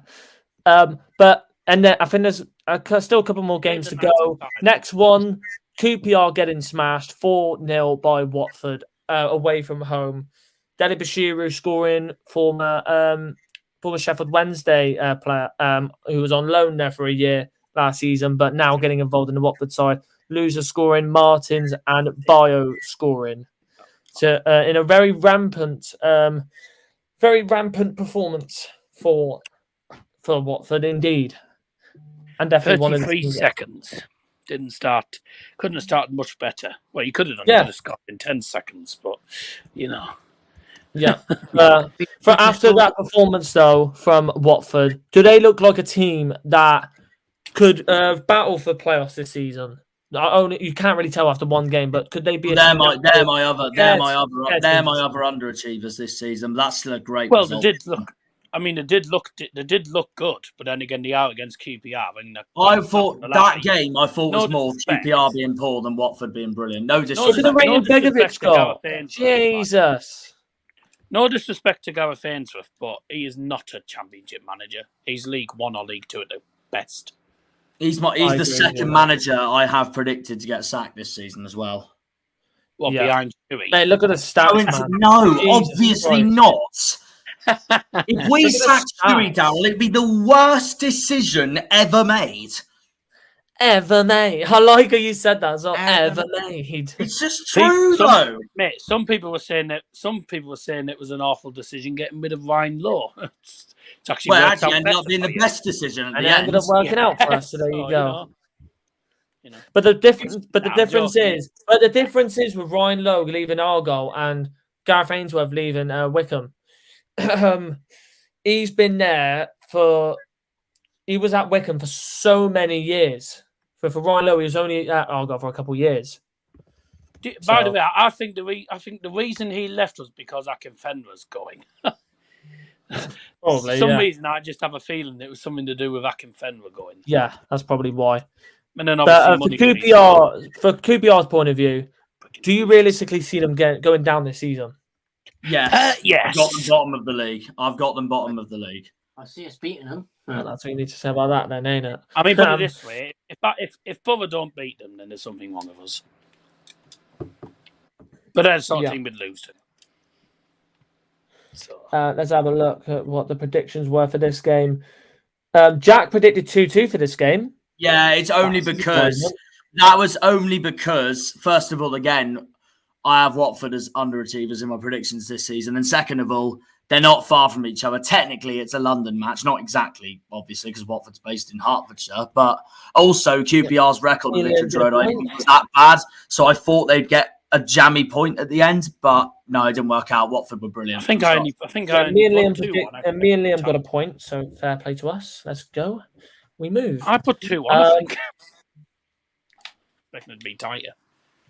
Yeah, but even though I've got QPR bottom of the league, this was one game I thought they'd get a point from, but no, they were awful. Yeah, you got a puff. Did Sema end up coming on? Oh, you got an assist, Sema. Yeah, Bios scored. Yeah, fair play. We predicted Sema, didn't we, Liam? I was literally going to put Bio, and then I swapped it to Sema. I'm so annoyed. Oh, the hey ho, we move. And then 3 games on today from obviously the triple header game on Sky Sports for the Championship. Leicester Coventry was a very good game. That was a very, very good game. Leicester, I watched all 3 of them. I thought Leicester were the better team in this game, but I thought Coventry made them work for this game. And it didn't surprise me, considering this is the M69 derby, or what we would call the good number derby. Yeah, I saw a few flags. I saw a few signs on Instagram. How was it not a foul? I was going to... maybe not. Yeah, are we giving it? Is Liam on FIFA? Ladies and gentlemen, Liam's on FIFA. Ladies and gentlemen, Liam's on FIFA. So am I, but I'm not talking about FIFA. Yeah. But from you could honestly say from this game though, for Coventry's point of view, it nearly could have been a very, very good result if it wasn't for Dewsbury Hall. Yeah. Because I thought Coventry played well. I thought Coventry played well. I thought they defended. Yeah, they did. They did really well to take the lead as well. Their plan will have been. I mean, literally, I think Mark Robbins' his game plan will have been most likely to, he'll have gone there knowing what he was up against. I don't think he'll have gone there expecting much, to be honest. His plan will have been to. His plan will have been, try and frustrate, try and play for a point or something, sort of come for a point FC, really. He'll have wanted a point from it. Oh, yeah, of course they would have. His game plan worked because they frustrated them, and yes, they caught them out with one corner. They are very good on set pieces, I've got to say, commentary. What's interesting about this as well is you can't do much about that second goal, though. I've got Leicester winning the league this season, like Harvey and Liam have as well. But one of Leicester's 6 defeats I have this season in that predictions table I did was actually at Coventry away. So I am expecting a hard game for Leicester. I never knew this was a bloody derby. Yeah, no, honestly, they hate each other. They hate each other to bits. I think Leicester hate Coventry more than they hate Derby and Nottingham Forest. And likewise with Coventry, they hate Leicester more than they hate Aston Villa. Mm-hmm. See, I never knew this was a derby because For me, I thought Coventry were West Midlands, like Birmingham. Oh no, they are West Midlands. Coventry's West Midlands, Leicester's East Midlands, but they're right next to each other. Though they hate each other to bits, especially that Derby and Forest hate each other the most, and Villa have Birmingham. I don't understand the Brighton Crystal Palace derby. So no, but that's similar as well. Again, M23. Same with Watford, M1. Yeah, Watford, 2.5 hours away from each other. Yeah, yeah. From this result as well, it did show Leicester's quality late on in the second half, but you could see from most of the game, Coventry defended very well. They could have had maybe a couple more goals as well from a shot from Haji Wright in the, when they were 2-1 down, hitting the bar very, very close to getting a rebound as well. But where did you predict Coventry first of all? But secondly, would you think if Leicester finished below automatically season, would you say it's an embarrassing season for them? Depends on the way you look at it. Leicester and Southampton. I think Leicester and Southampton are both in a similar boat for this. I think if they finish in the playoffs, it's not the end of the world for them, but they'll still be pretty disappointed because they would have aimed for automatics. But at least with the playoffs, they still at least have a chance to go. But if they finish 7th or lower, yeah, it's a terrible season. A lot of people are predicting Leicester to go up, other than Liam. You know why? It's because they've sold Yuri Tillemans and Harvey Barnes, but I still think they're packed with talent still. It's like saying Brentford and Cardiff the derby, for fuck's sake. And Coventry, I've got 7th, just missing out on the playoffs. Honesty, thought they did okay. Yeah, exactly, Caitlin. But when you look at Leicester's team, their entire team is a Premier League team, basically. Their entire, except for McAteer, I think this is the first time he's actually played in the squad. And their bench as well. You can look at their bench as well. They had like Kelechi Iheanacho, Dennis Pryor, and Hamza Chowdhury. At the end of the day, though, either way, they may be the favourites, but at the end of the day, they're in the Championship. They still deserve to go down from last season, and that's why they're here. Mm-hmm. Same with Leeds, same with Southampton. But like, if there's players that you could look out for Leicester, there's a lot of players, but the main ones you would say definitely Dewsbury Hall, but Mavididi as well. Oh, yeah. Mavididi looked really good that game, I thought. Yeah, they were very, very good. Mm-hmm. And Dewsbury Hall, a player that a lot of people didn't think would get through the youth system at Leicester, and didn't get enough game time last season. After, as it being Yuri Tillemans was there, James Maddison was there, but now 24 now, and now he's coming through and showing his quality, and it's good to see that he is getting the game time. That second goal was one of the goal of the month. But that second goal was fantastic. That second goal was fantastic. By the way, Bolton against Wigan's an early kickoff on the 19th. Oh, is it? Yes, because it's a Lancashire derby. Yeah. Well, not exactly a Lancashire derby, but yeah. Well, they class it as a Lancashire or Greater Manchester derby. And now, it's definitely more Greater Manchester because they're in Greater Manchester. And now the team that Jack hates the most, Leeds United. There I you do. go. But yeah, my third most hated team behind Exeter and Tottenham. Yep.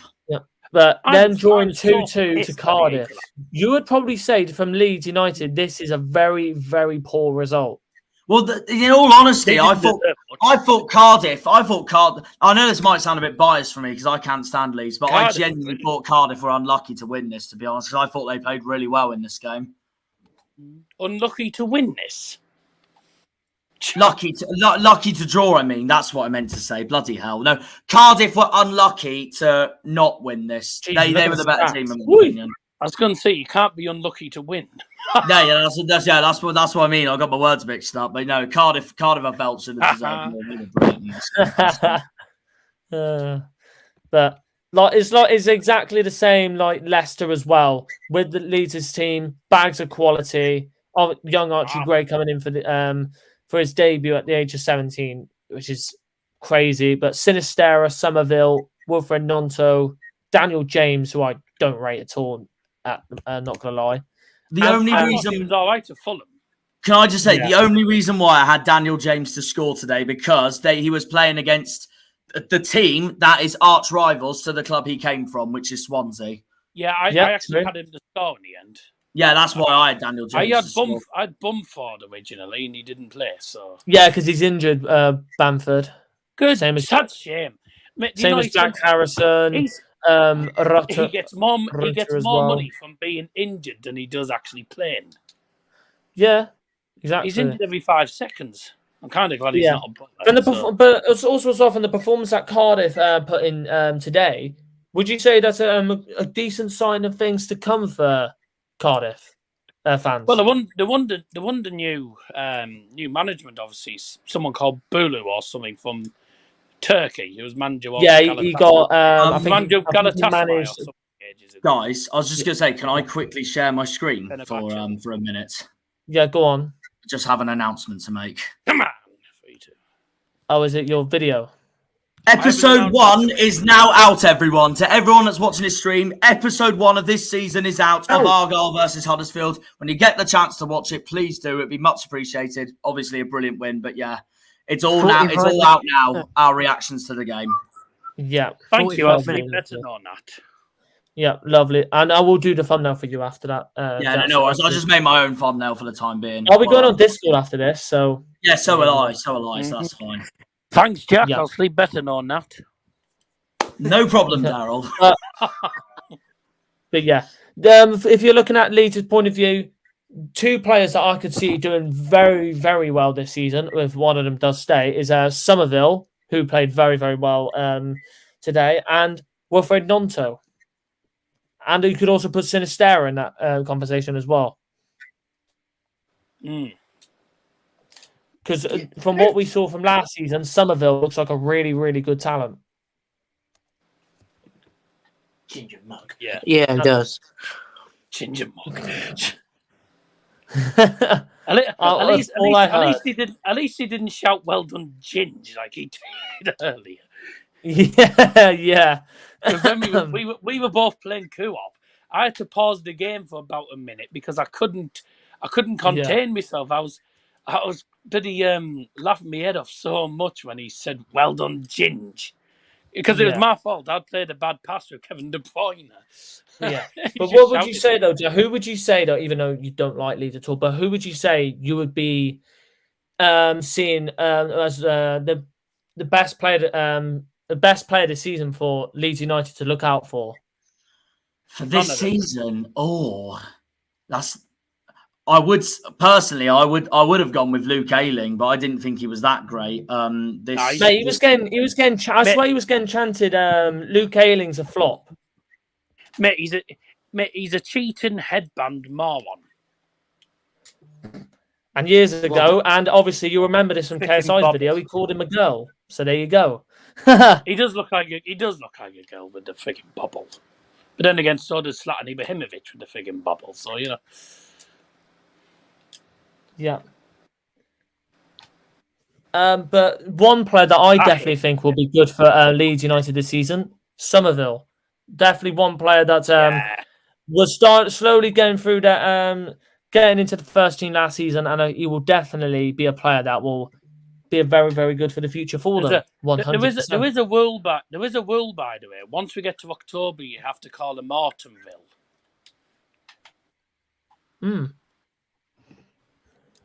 Somerville. Yeah, I get it. Yeah. I just got it now. Okay, we move. All right, let's move on.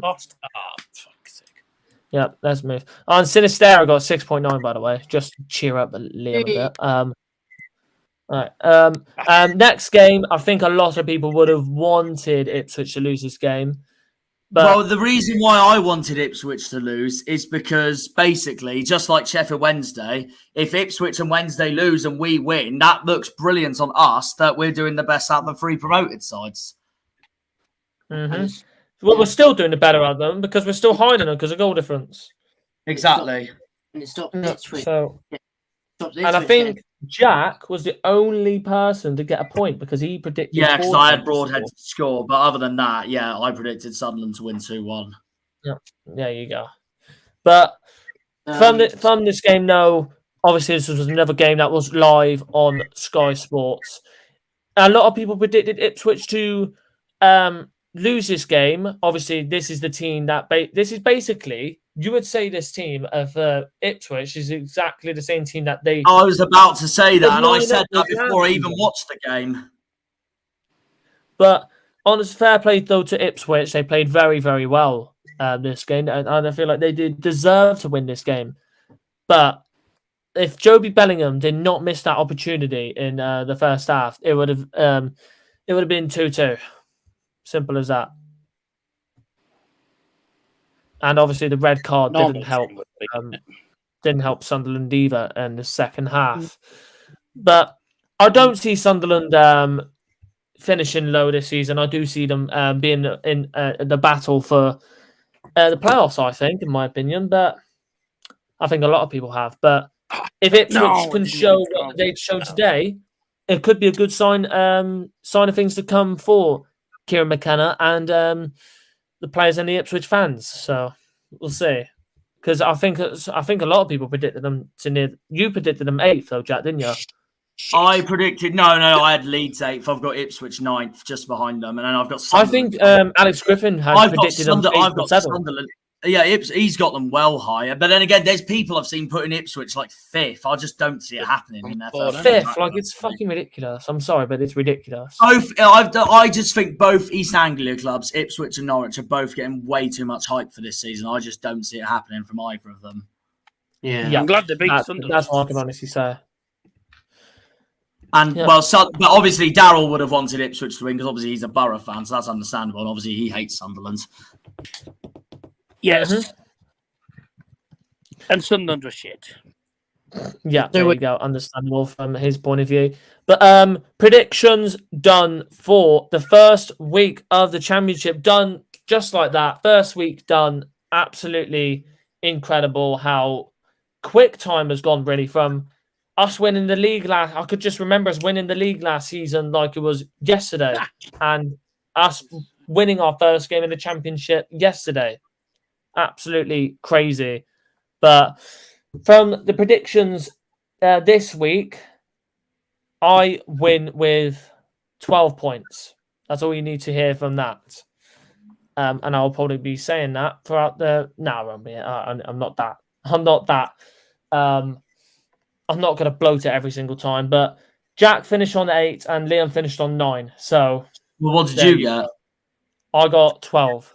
Oh, you did best then. Fair play. Yeah. Same old Cornish Jana losing another prediction weekend. We love to see. Jesus Christ. There you go. They're only getting this hype because of how Sunderland did last season. Yeah, I can agree with your point there. We hated being Greater Manchester. We all prefer it when was Lancashire. Commentary was unlucky, in all honesty. Thought they did okay, yeah. Excuse me. Yawning. Lovely, happy days. But first review of the season done. I hope you all enjoyed this stream. We will see you next time for the preview. I think we will be doing a preview tomorrow. Will be tomorrow because we got Leighton Orient on Tuesday. We got Leighton Orient on Tuesday, so we will now be doing Carabao Cup and FA Cup previews on the channel now. So get ready for that because it's going to be an exciting preview on the channel. Hopefully, we could try and get a Leighton Orient fan on. That would be absolutely fantastic, and it would be great to get one on. So we'll see. But Jack, thank you, Darryl, for coming on as well. I've messaged Luca. He said he'll see what he's up to. Oh, no worries. Yeah, thank you, Darryl, for coming on. Jack came on around halfway through. It was just after 9 o'clock I came on. Yeah, but thank you for coming on, and obviously Liam as well. The usual suspect always comes on, joins me. Absolutely fantastic as well. Yeah. And all of the support. And Charlton fan for donating £5 as well. Thank you, everyone. Still £4.54 actually, mate. Nice to know. But thank you all so much for watching this review. We'll see you next time for the Leighton Orient preview and review, and then the big one, Watford away.